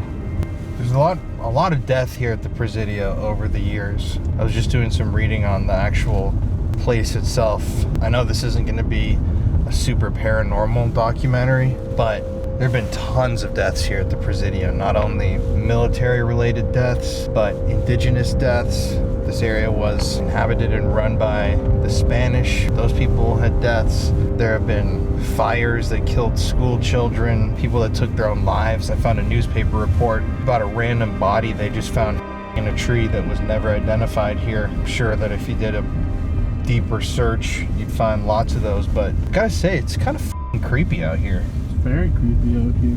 This area is where all of that I don't know if it was happening here at the daycare center. Most of the children, or a lot of them I should say, claim that they were actually taken off campus here and brought to places. There were some kids that testified that they were in their classroom here. But the really, really bizarre part about all this is that I just spent the last, 2.5 hours trying to find a single photograph of the daycare center or a map of the place. I could not find a shred of information about even a photo of what this daycare center looked like. We wanted to come in here to kind of show you guys where that daycare center was, what it looked like. But as we've already talked about, eerily enough, in the midst of that big investigation, the daycare center set on fire. It's still, I guess, technically unexplained as to how. But no pictures or anything? I mean, this stuff happened in the 80s. So it wasn't like people just didn't have cameras. Yeah, it's really, really strange that there's no photographs. Then the building's set on fire. They said it's a wiring issue, and then it's demolished. Then the cover-up really begins, and what was that, 87? So that was almost 40 years ago. Yeah. Who's talking about the Presidio? Nobody. Look at That's this. what they wanted. There's like a bunch of old abandoned buildings around here. Tonight we are going to not only get out and kind of look around an area here in the Presidio, but we're going to go to some bunkers because there were some reports. Now these are things that the media purposely tries to hide, but there were reports from military police officers and soldiers that were stationed here at the Presidio who said that in the midst of all this stuff, they had seen some really strange things. There was an officer or an army guy, I don't know what to call him, I don't know his exact position, but he had seen a person in a black robe running around with a young girl in the middle of the night somewhere around here. There was also another guy who was with a group of, I believe, officers, and they kicked down a door chasing somebody. And inside of this building that was here at the Presidio, they found baby doll heads nailed to the wall, pentagram painted. There was another time when they kicked down a door investigating, and there was a mannequin with a fake gun pointed at the person, and like recording cameras, or cameras, I don't know. Recording cameras. But none of that shit was ever explained. In all those reports, those people said that their superiors told them to just not talk about it. So what the f was going on here on this campus back then? The more you investigate this shit, the more you realize it is never just some sort of a conspiracy. Look at this building, dude. So the only clue I could find about this center where these kids were is that the building was constructed in 1903. So I even went through old maps and tried to look at what buildings were built when. And there's one building that I'm gonna drive to that was also built in 1903. So maybe it was in the area next to that building. I don't know. But dude, look at that. What the I think this is the old hospital. Yeah, that's what it looks like. That's fucking crazy. Is that Lucasfilm? No, I doubt it. I know they turned the old hospital here into apartments. Damn, look at all this shit. This is actually crazy. And the Presidio is fucking huge, by the way. There were also reports that said that there were like nooks and crannies in the daycare where kids easily could have been hidden. Dude, I mean, imagine like investigating this shit. That's fucking dope. This Officers Club? Damn. It's so strange. strange. It's completely It's like a dead. locked away community. Bro, I mean, there's nobody around here. we're the only fucking car on any of these roads. That's crazy. Oh, this is the famous Presidio area right here. Bro, this is fucking wild. Walt Disney Museum? What the fuck? Goddamn Disney Museum? Did fucking Walt have something to do with this shit? Maybe. Oh, bro, I think this is actually it. This is the 1903 building. This is? Yeah, that's it, the lodge right there. So it must have been somewhere around here. You can just park and walk around here. Yeah, Walt Disney Family Museum. Did he live here? It's definitely something I'm gonna have to Google real quick, because, dude, this place is kind of dope. Let's take a little walk. Walt Disney Museum, that's just strange. There's a weird vibe around here, guys. Wouldn't you agree? Yeah. It almost reminds me of like Scientology or something. Yeah. Like it's like really It perfect. feels like we're not supposed to be here. Yeah, but this is public. I mean, you got to think about this, y'all. So that 1903 building wasn't that one. It's up here on the corner. So a lot of these buildings are the historic Presidio buildings. But I mean, wouldn't you assume that that would mean that this child care center would have been around here? Yeah. I found one address online. I didn't know if it was for a new child care center, but it said it was on this Moraga Avenue. That's the avenue that's up here where this 1903 inn is. So that daycare center was probably around here. I mean, I'm assuming they built another building on top of it. Well, these buildings right here, though. Infantry Row, 1901. So that would mean... This was all, like, officer quarters? Yeah. Not to break from the documentary, but I mean, think of the spiritual energy that's in a place like this too. Honestly. There's a huge military cemetery here and on this, like, property. So, yeah. Well, there was so much death here. I mean, I can't even imagine. But it's got a weird fucking vibe, man. And I feel like freezing. it's not freezing. We're just from Texas, so we don't really. But I mean, like, it's crazy, dude. It's probably like 58. Yeah. With the wind, maybe like 54. And it's the middle of July. Technically the end of July. It's about to be August. Yeah, July. I don't know. Yeah, it's a weekday, but it's 9:30 and there's nobody around. No, it's really like a Stepford Wives, like, perfect vibe. The Presidio Bowling Center. It's so strange though. 'Cause, I mean, this is San Francisco proper. We drove 6 minutes from our hotel. Yeah, seriously. And it feels like we're in a completely different city. We're maybe like a 3-minute drive from the Golden Gate Bridge. It's eerie to think that a massive ring that involves Satan may have been being run from this exact area. And if you think about the angle that multiple men may have been involved, employees, this cover-up was massive. Somebody torched the building. Some of these people were complicit. Some of them had to see the signs. I mean, there were officers that were reporting seeing that shit. For all we know, it could be right where we're standing. That's what I was about to say. I mean, look it, here's complete open grass. And this is all new grass too. I'm sure that this grass has been here just because of the way this is laid out. But I mean, if this is where all the quarters were, if this is where the fun stuff is, the family center. It makes sense that it would be right. This is like the center of the Presidio. It would make sense, yeah, that it's just weird. I'm just so confused by like what this was and what it's now become. Like there's a bowling center here, library, restaurants and shit. It's kind of a weird vibe. It's super weird. And like what always gets me is, like we were saying, they burn the building, they cover it up, they drop all the charges, and nobody's talking about it. Back then, you had 60 kids. They still have never explained the chlamydia that these children contracted. And what happened? They just clear the rubble, put grass down. Easy. Mm-hmm.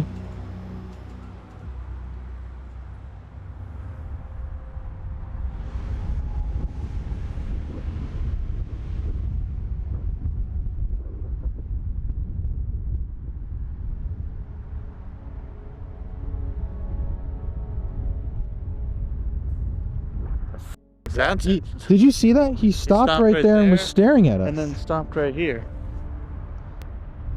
Dude, that was a security person. Think he turns around?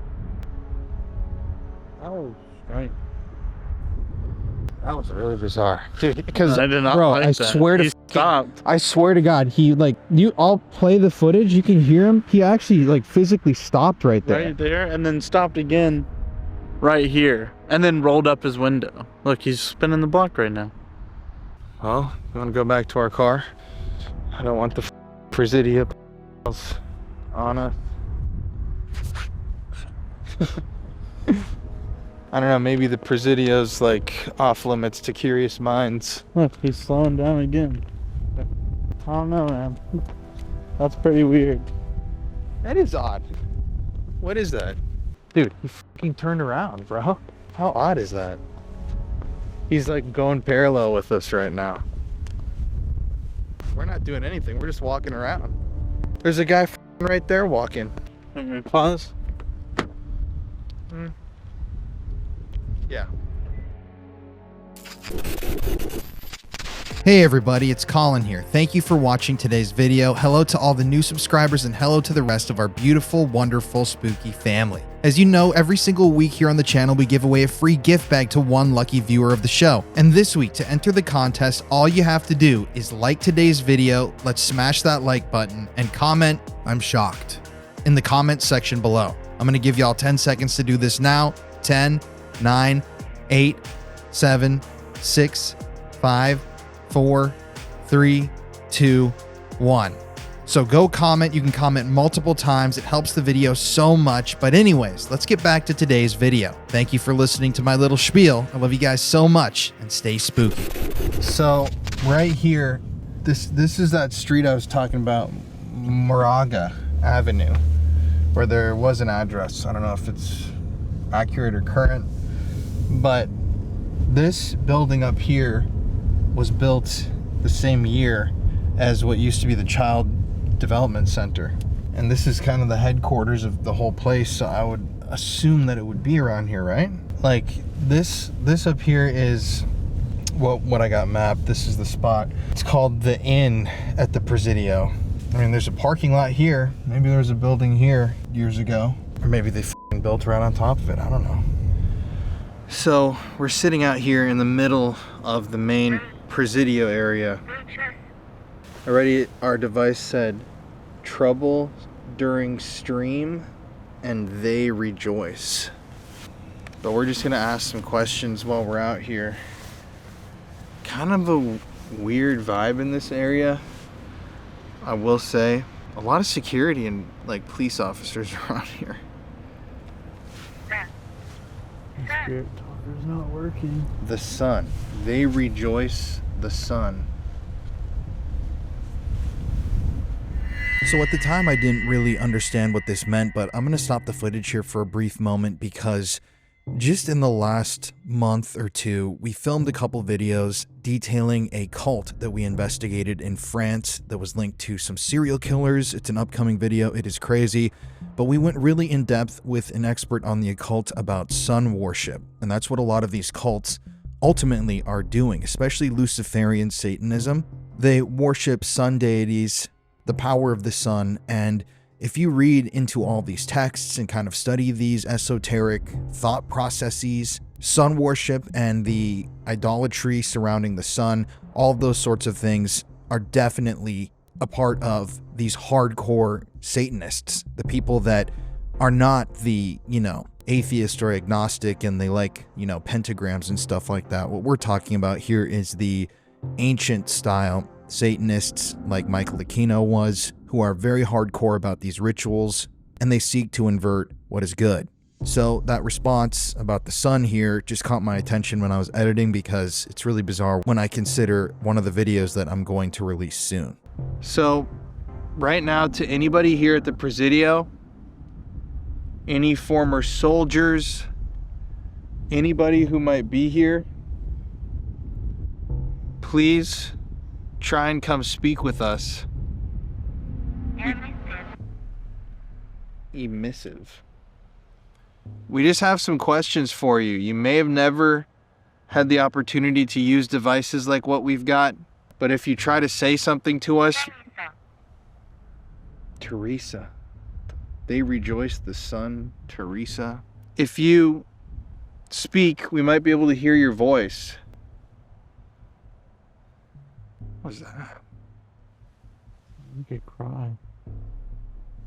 Bro, it's really quiet out here. It's got to everybody watching right now, I want to state that these methods of communication are unproven. We use them all the time. Heterosexual? Yeah. It's weird. We use these devices in our investigations all the time, and we're not acting like we're talking to a specific spirit right now. We're not trying to be offensive here. This is just how we investigate for answers, and so we're going to try to use our methods to see if we can gather any information. It's like we're being watched. Can anybody that's here that can hear my voice? Clint? Residual energy. Clint and residual energy. If you can hear our voices, I want to introduce ourselves. My name's Colin. My name's Connor. Have any of you that are here at the Presidio, if you can hear our voice, do you remember the Presidio Child Daycare Center? The place nearby here where children were dropped off by their parents? Do you remember that place? I'm going to turn on this. Toolsmith? All these devices, by the way, if you're watching our video for the first time, that device he's got, this device down here, and this app on the phone, they all act the same way. They basically take a baseline energy reading, EMF reading, and... My name is Michael. Michael Aquino. Bugaboo? Bugaboo? What the hell's a bugaboo? Oh. So you can hear Connor and I go, bugaboo? What's that? Well, it's actually pretty disturbing when I just did a cursory Google search. Turns out that bugaboo makes baby carriages and strollers. So I don't know exactly what you want to make of that, but the fact that this thing is bringing up a company that makes baby strollers when we're talking about the children is weird. Holdover? But these devices detect EMF changes and they spit you out a word based on whatever algorithm they've got. Between these devices, there are, 40, 50,000 different words, more than that these spirits can choose. And this device is a spirit box. It scans through radio frequencies rapidly. The theories are that spirits can talk on a different frequency than humans can actually hear. So that's why people have been using these for decades. Let's just see if we can get anything, man.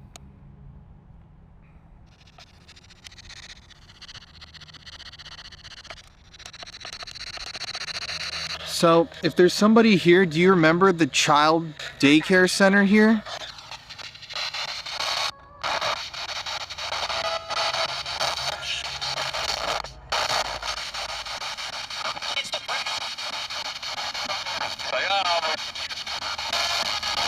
Can you tell me,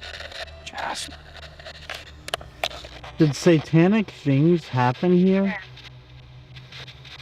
Yeah. Islamabad, yeah. Was there ever any satanic practices that took place on this campus, like he said?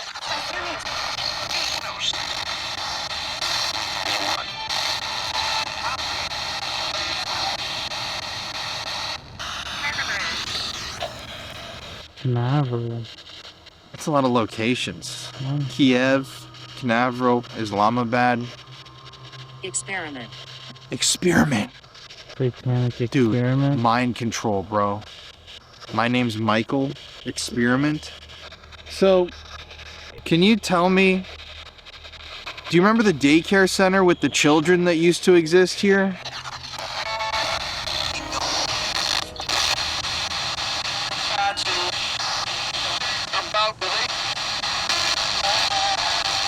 It's not like I said about the... At that daycare center, were there children that were being sexually abused Wow,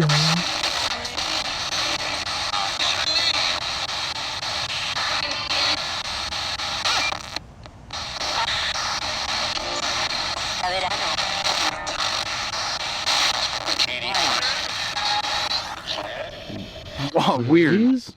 That felt like my cousin. And this said Wyatt, and it sounded like this said Wyatt right afterwards. Are you naming children that used to come here to this daycare? Ruth. Ruth? What are these names?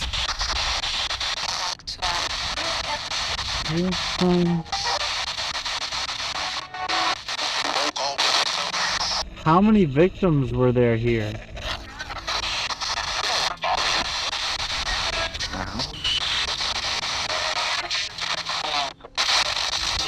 Proud tactics? Intention, proud tactics, Ron. Can you give us an estimate of a number? How many children were as a part of this daycare, like he said?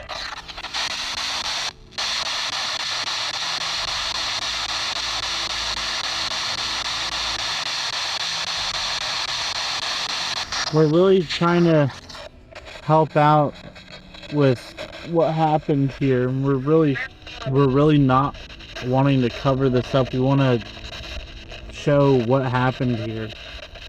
Can you tell us how many victims there were? 19?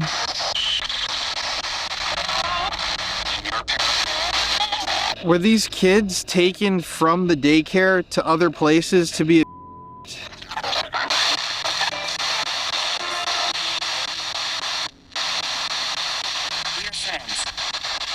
We are friends. But if you were here, you might have heard something or seen something. I don't know who you are. Positron? Were kids transported from this campus to places off campus to be raped?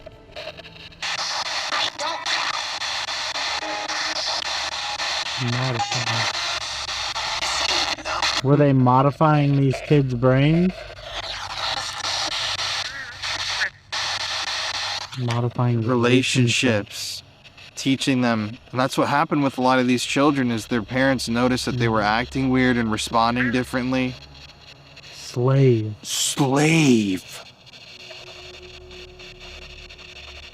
Modifying their minds, relationships, making them slaves. That's fucked. That's why they did a lot of rituals and shit like that. Were the rituals that were done against these innocent children done to break them down mentally so that they would accept the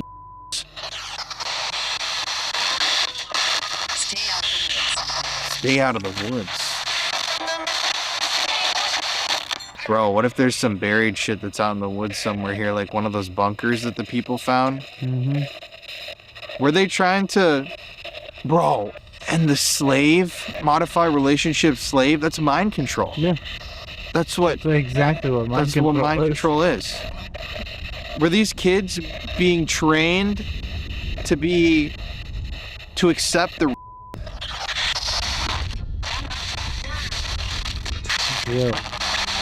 Jill?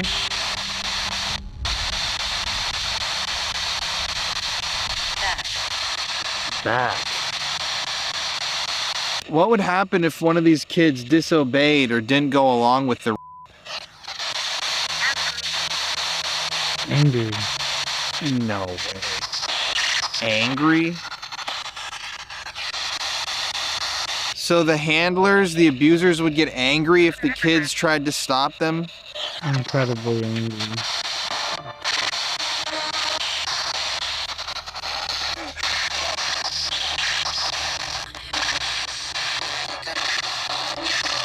During living, and this one said seat. Both of the devices. Stars merchant? Tear. Or tear. The hell's a stars merchant? I've never heard that word. And logical. What would happen if these kids disobeyed? It's okay, you can tell us. We're not gonna hurt you.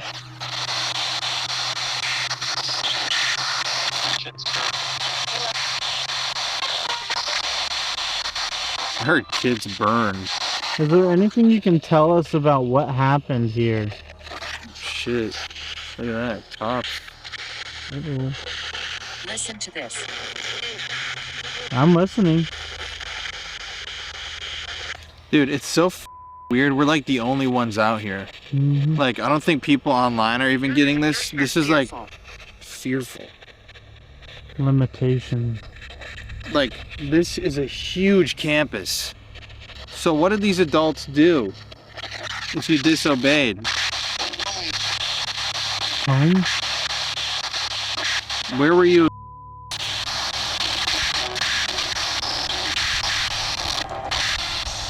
That's up. Homes. Was it one of the homes here?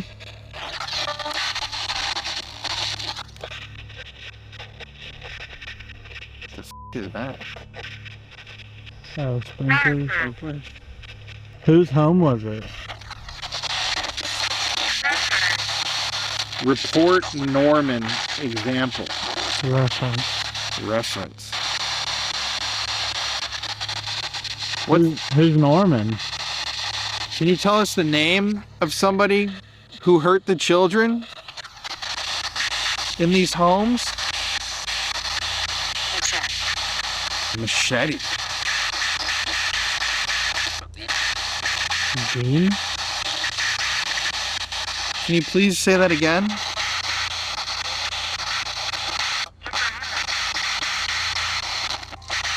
Islamic? Islamabad and Islamic.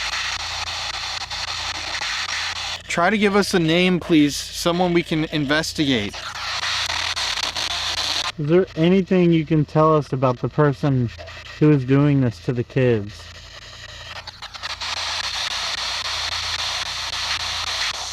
Was the person who did this to the kids one of the actual suspects that was named and found out?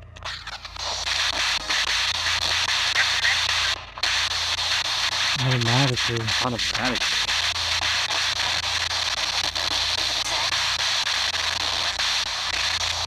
One. Detective? Were the police in on this, in helping to cover this whole thing up?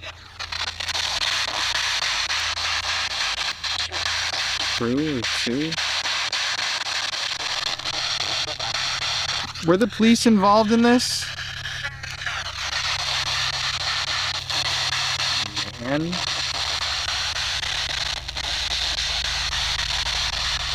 Did the people in the army, some of the officials, cover up the story of the here? Can you say yes?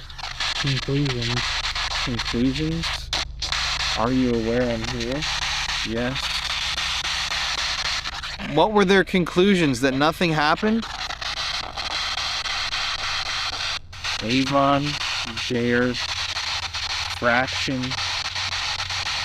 Is there anything else you can tell us about the army covering up child here? Nicaragua. All right, so I had to include something about this. You remember earlier during the historical part of this video when we talked about Joseph Rusinello? He was the guy who actually aided in the Iran-Contra affair, and he actually sent money back to Nicaragua, illegal drug money. This guy's like the top cop, one of the top cops in the state of California, and he's letting a criminal go. And that's because of Rusinello's and the Frogman's CIA shadow government connections. But really, really weird. Iran-Contra, the CIA, Nicaragua, and then right back here to the Presidio.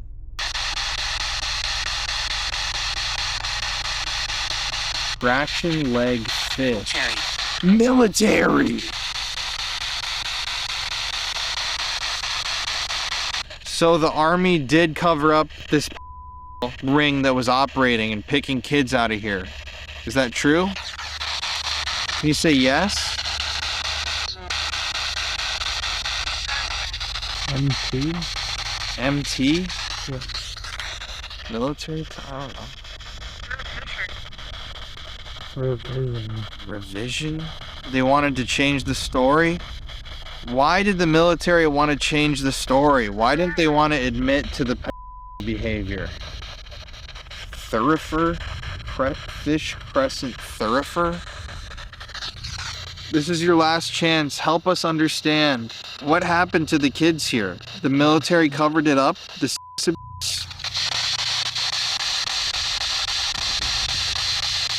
Is there anything we can do to help you? Whoever you are, whoever's been talking to us, maybe we can help you by telling you, yeah, you are dead. If you see a light, go to it. Anything else you want to say before we leave?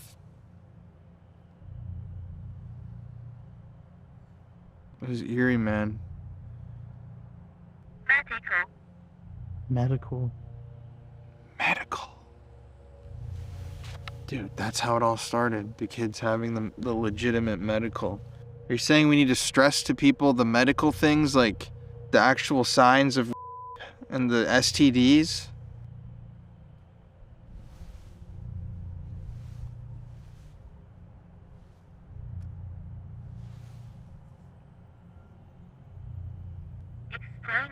Explain. We're gonna explain all this to people. Zachary. That's crazy. It said my cousin's full name, Zachary Freeze. And he's in the military. And spelled it the same way that I spelled it. Ladder. F-R. Yeah, that's weird. I-E-Z-E. He's an army too. I know. Thank you to whoever's talking with us. Yeah, we really appreciate you talking, and we're gonna see what we can do for this story. See if we can bring you some justice.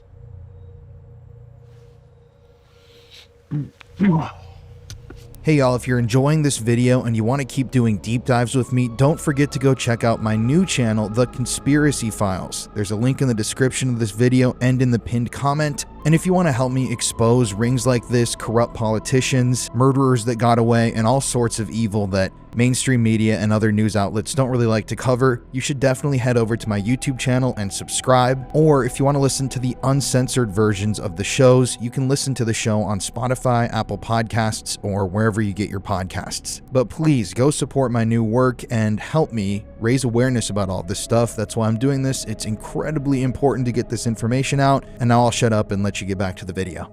So after exploring the Presidio and asking some questions and trying to even locate where the Child Development Center is, like I said, there are no photographs of this place online, not a single picture that I could find. There are no maps that acknowledge where it was. There's no address. There's like nothing I could find relating to the actual structure of the Child Development Center itself. We decided we weren't done. So you remember back in the beginning when I was talking to you all about those ritualistic buildings, those abandoned bunkers and abandoned shacks where pentagrams were found, where candle wax drippings were found, where there were stains, a mannequin holding a gun, loud music playing, all sorts of really bizarre stuff. We wanted to go try find one of those spots to see if there would be any energies there that we could speak to. Now, we ended up going to one of the scariest places I've ever been to. It's a bunker very, very close to the Presidio. Literally, I'd say like a 10-minute drive from the Presidio area, which would make it a very, very logical place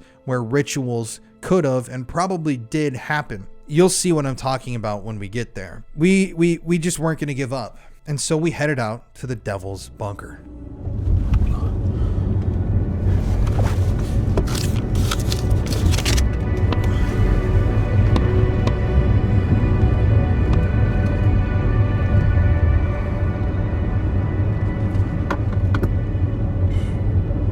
Dude, this is straight up. I don't know if you guys are seeing this right now.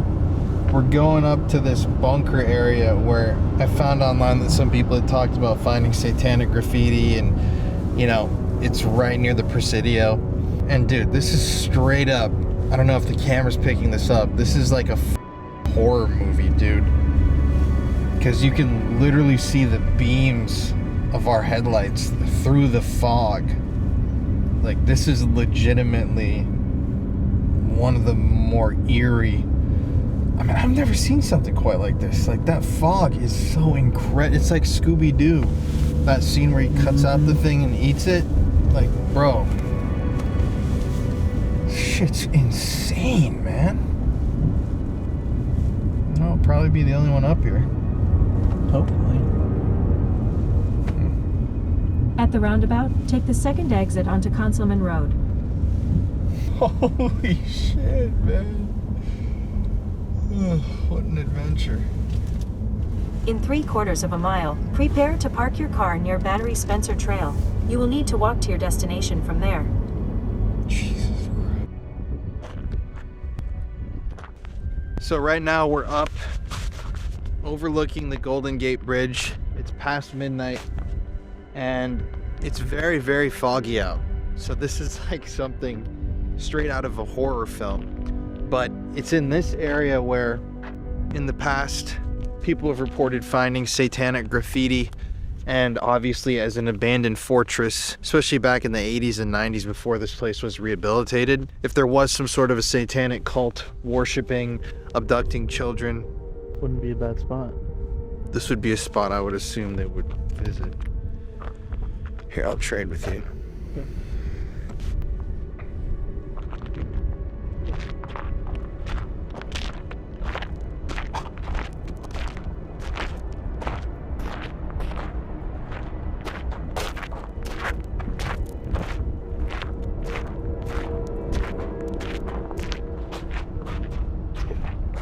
What is this?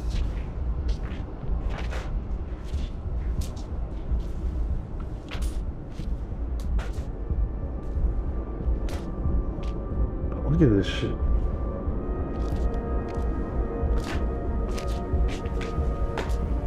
Dude, how weird is this? I feel like this is a place where you'd find a body.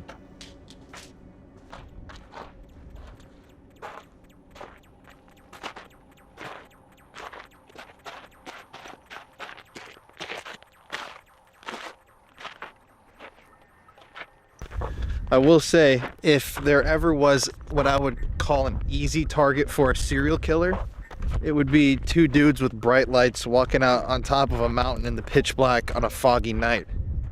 I'd say so.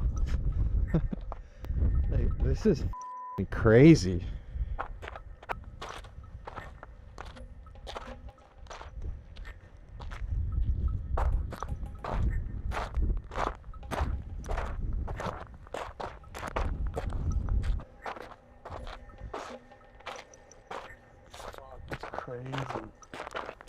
Yeah, I could definitely see a cult coming up here.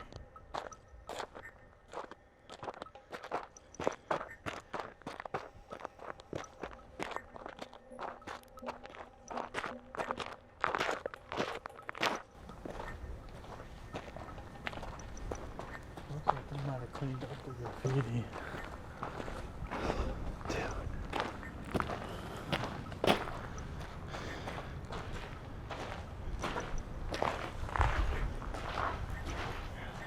There used to be a ton of graffiti covering these walls. Man, this is eerie, bro. I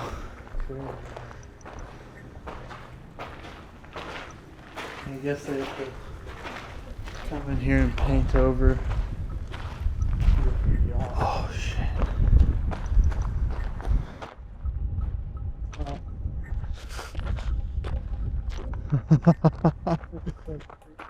Yeah, this is like really spooky, dude. And I can't see anything.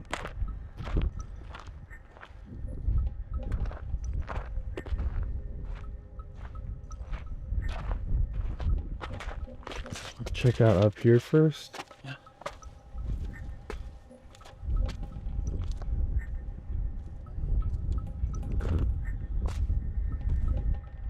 They used to have big guns.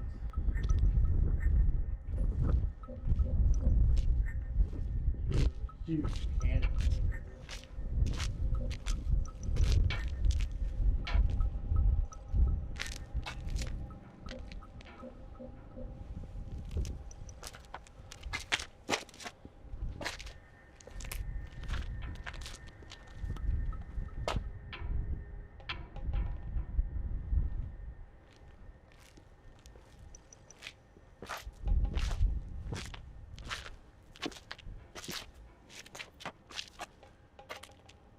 There's a eerie vibe around here. Is there anybody up there?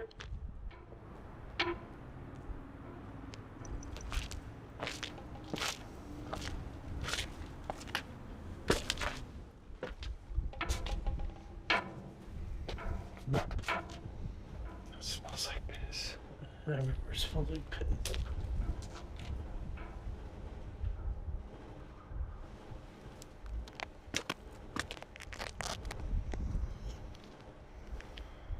I don't think I've ever been in a situation quite like this one. No.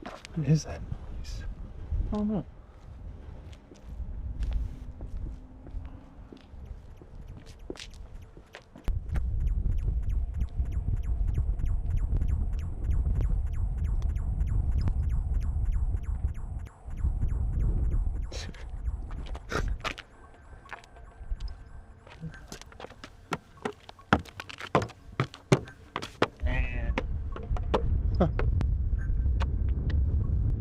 Well, the Golden Gate Bridge is supposed to be right here. Yeah, it's on fog.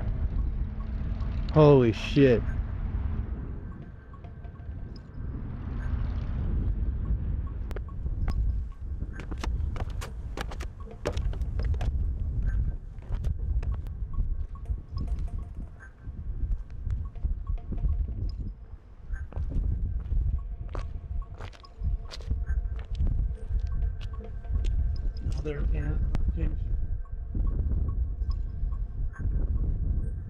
Could you imagine back in the 80s when this was not a park like it is now? How isolated this would be to do something like that? Honestly. I mean, it feels like we're in like a horror movie right now.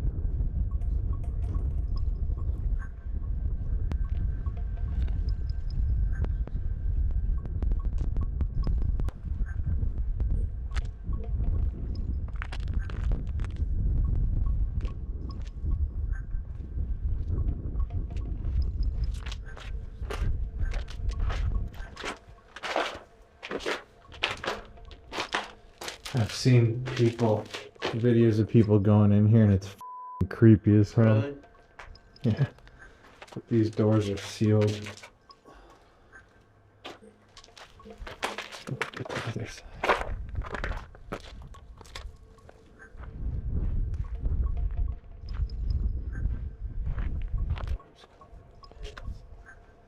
Yeah, it smells like it.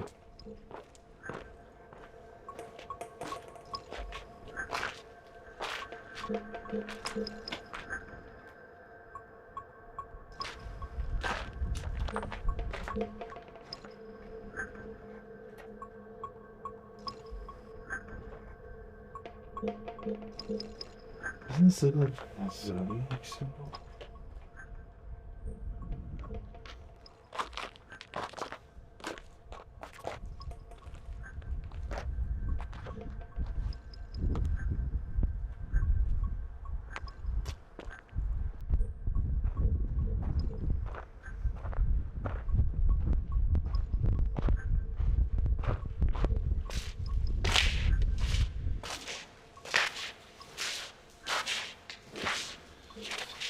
In here too.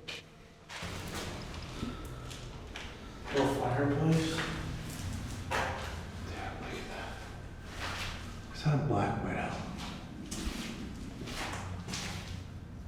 Maybe.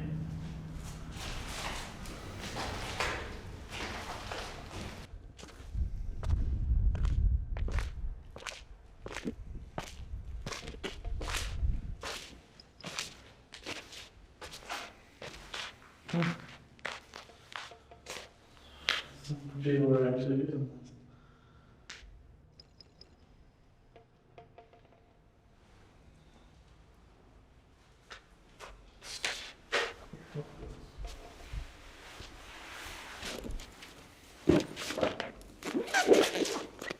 All right. To anybody who's up here with us, Past. that's cool. Have there ever been any satanic rituals up here? Past is f***ing crazy, bro. Can you stay a while? No, we're not going to be here very long. Ticket. We want to know. So if there were satanic rituals done up here in the past, were there any children involved?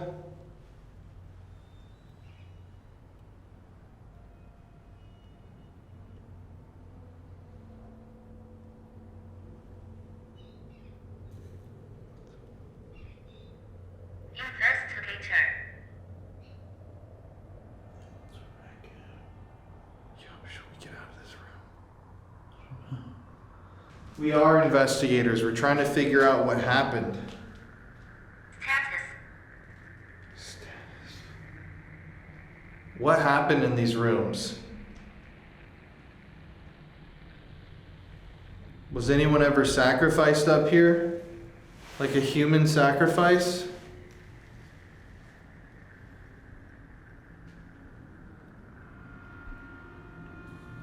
Dude, this is creepy. Noise. Establishing noise.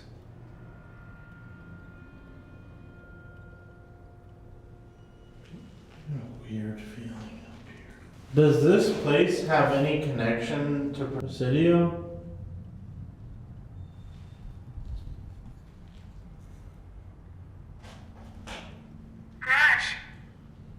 Grudge. Help me. Help me, garage. Help me, grudge. We just want to know. Osborne. Was somebody sacrificed in these rooms? Was a child murdered up here? Dude, I feel uneasy.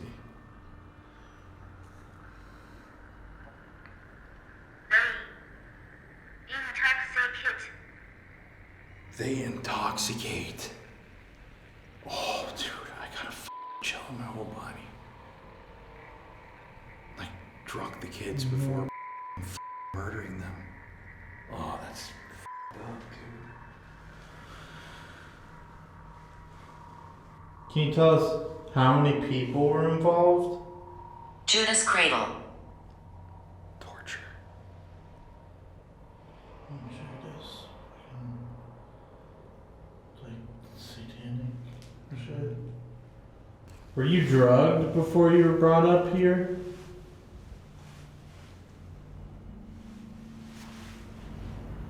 Bro, there's like some evil something around here. Has anyone ever been up here as a part of a ritual?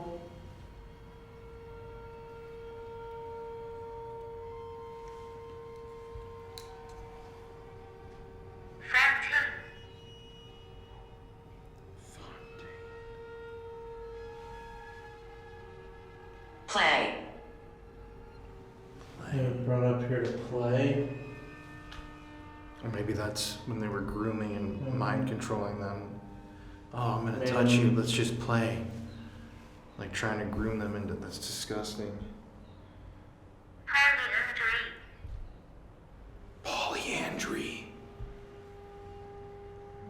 Like polyamory. Loving multiple people. Brainwashing shit again. Amphiaxious. Can you play music?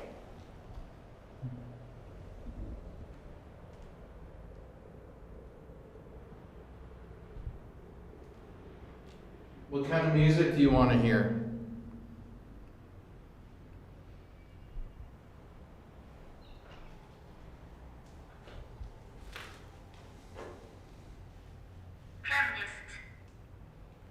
Chemist. Maybe one of them was a chemist. Expedition.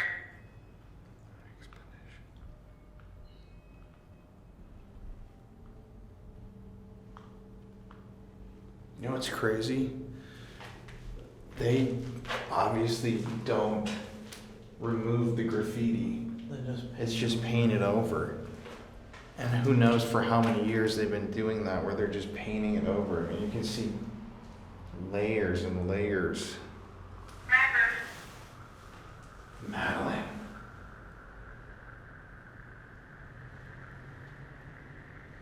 So if they were doing rituals that involved like symbols and casting shit, it's all still here. It's just buried under all this paint. I mean, what if there was f***ing blood at one point on the wall? The people who were cleaning this place just thought it was paint. They could have painted over f***ing blood stains. Roughneck. Military.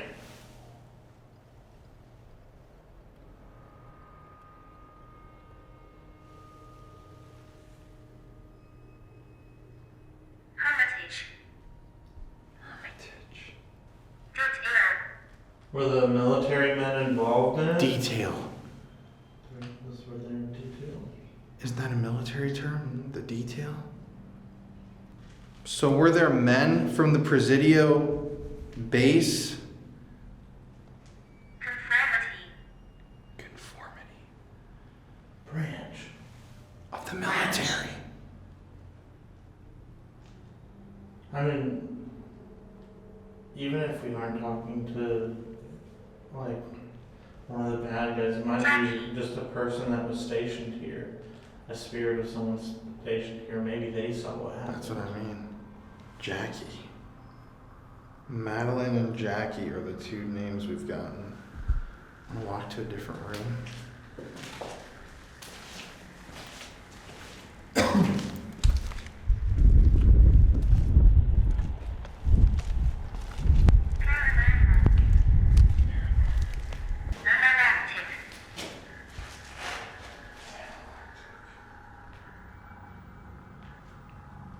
Were you stationed here at one point?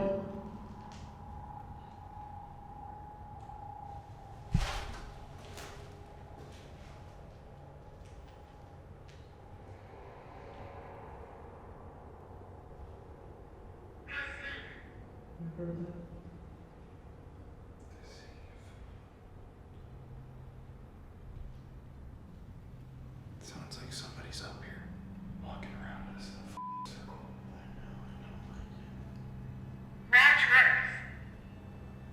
Watchworks. So, my question is, you said all these military terms, whoever you are. I'm ringing in this room. Mallow. Were there men? What? About to die. The camera? Oh shit. Were there men from the military that were taking part in these rituals and murders? Masonite. Freemasons?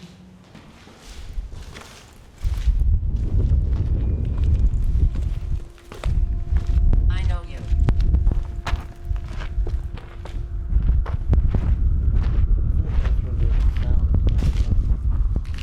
Here?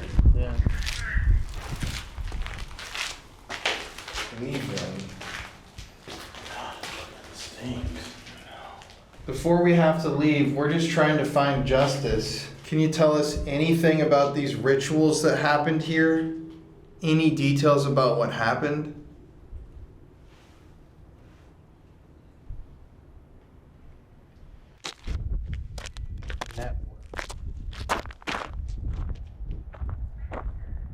Let me go back to that. I know you twice.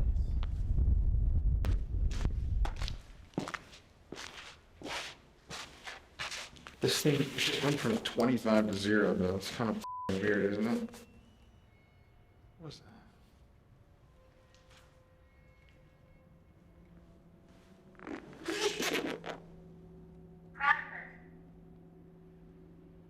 I enjoy the company.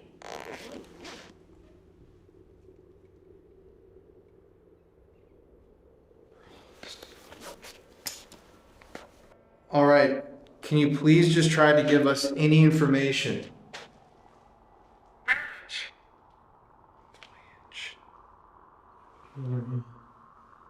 Victoria. Private leeway voyage. Private military again. So I just want to get this clearly. So children were brought up to this abandoned bunker and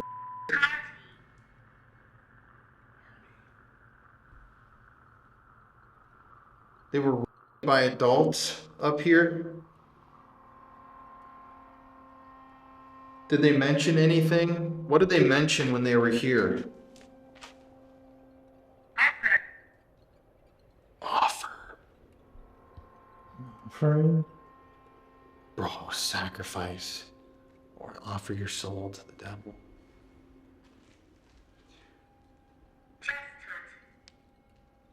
Just. Is there anything you can tell us about what happened to the kids? Or maybe anything else? I hate what I did. Well, at least you feel bad about it. Let's do a voice recorder.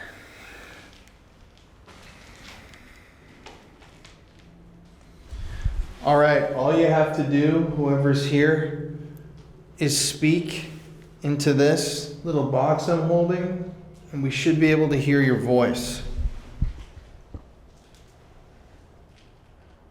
What did you see during these rituals?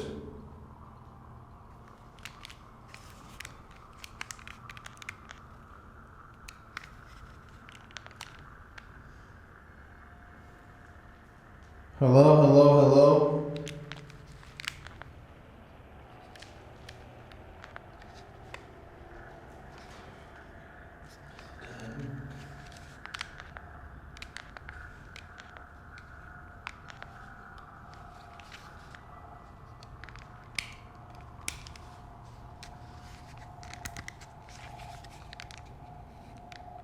It's completely glitched out. Hang on. Yeah. I've never seen this happen.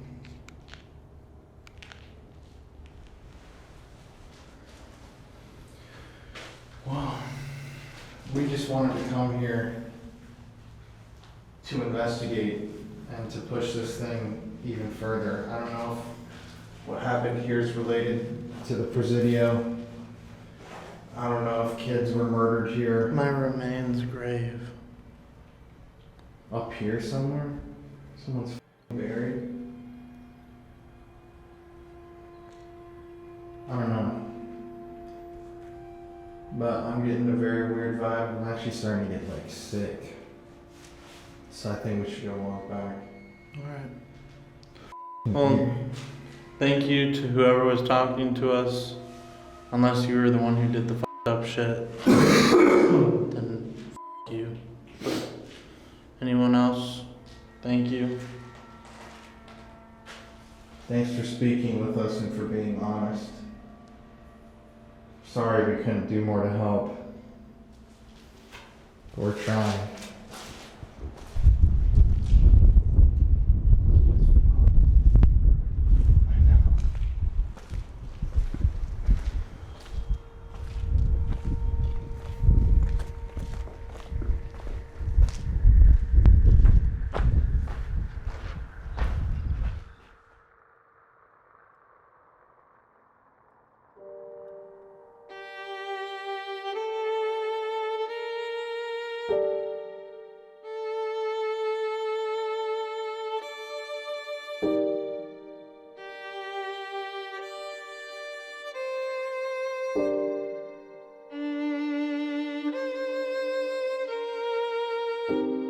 After all was said and done, we didn't have any more answers than we had before we began. And my mind kept going back to that place we visited, the palace, and those angels that were staring down at us. Why didn't God save these children? Where was he? Was the devil really there fighting him off, exerting his influence?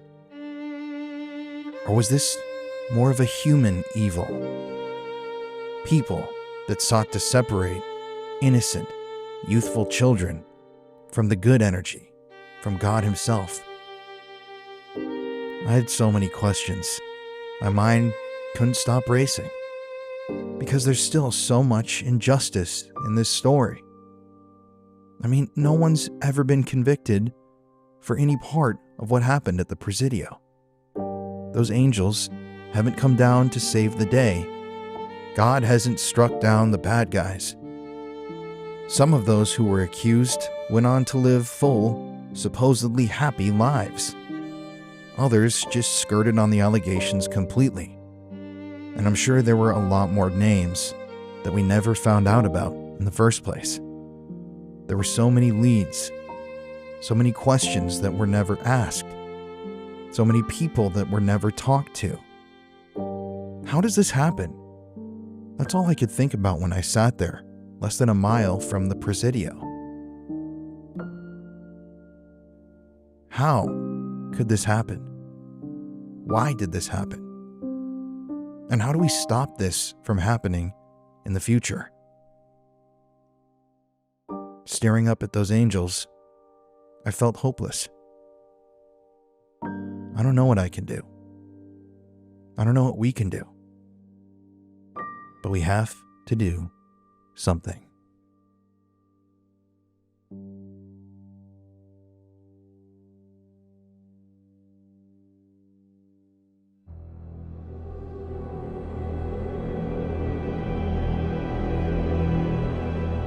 So at the end of the day, I personally know that those children were abused.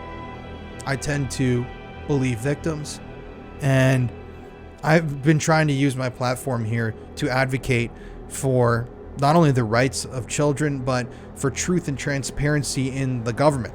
Because no matter what political party you're in, no matter what political party you're affiliated with, we're not talking about politics at this point. What we're talking about is these Epstein-level bastards that are trafficking children, that are allegedly at these different things, engaging in rituals and dark magic and evil stuff.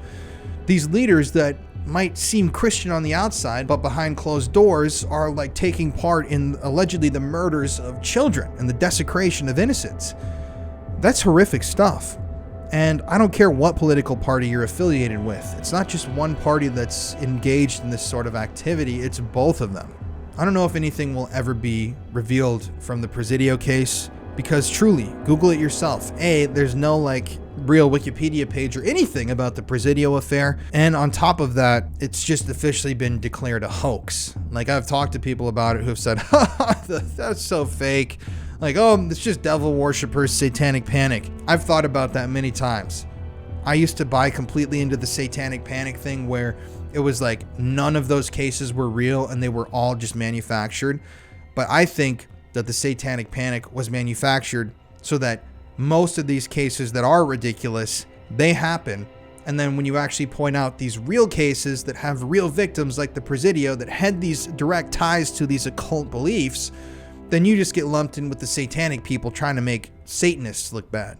It's just like everybody in this world. There's good people in every group and there's terrible people in every group. But yeah, be sure to comment what you thought of this documentary in the comment section. Please share this out. Like this video. This took a lot of work. Yeah, we're diving headfirst into another investigation next week that is absolutely crazy about a trafficking Illuminati castle in Belgium. And yeah, thanks for watching. Stay safe, everybody, and stay spooky. I love you guys. Thank you.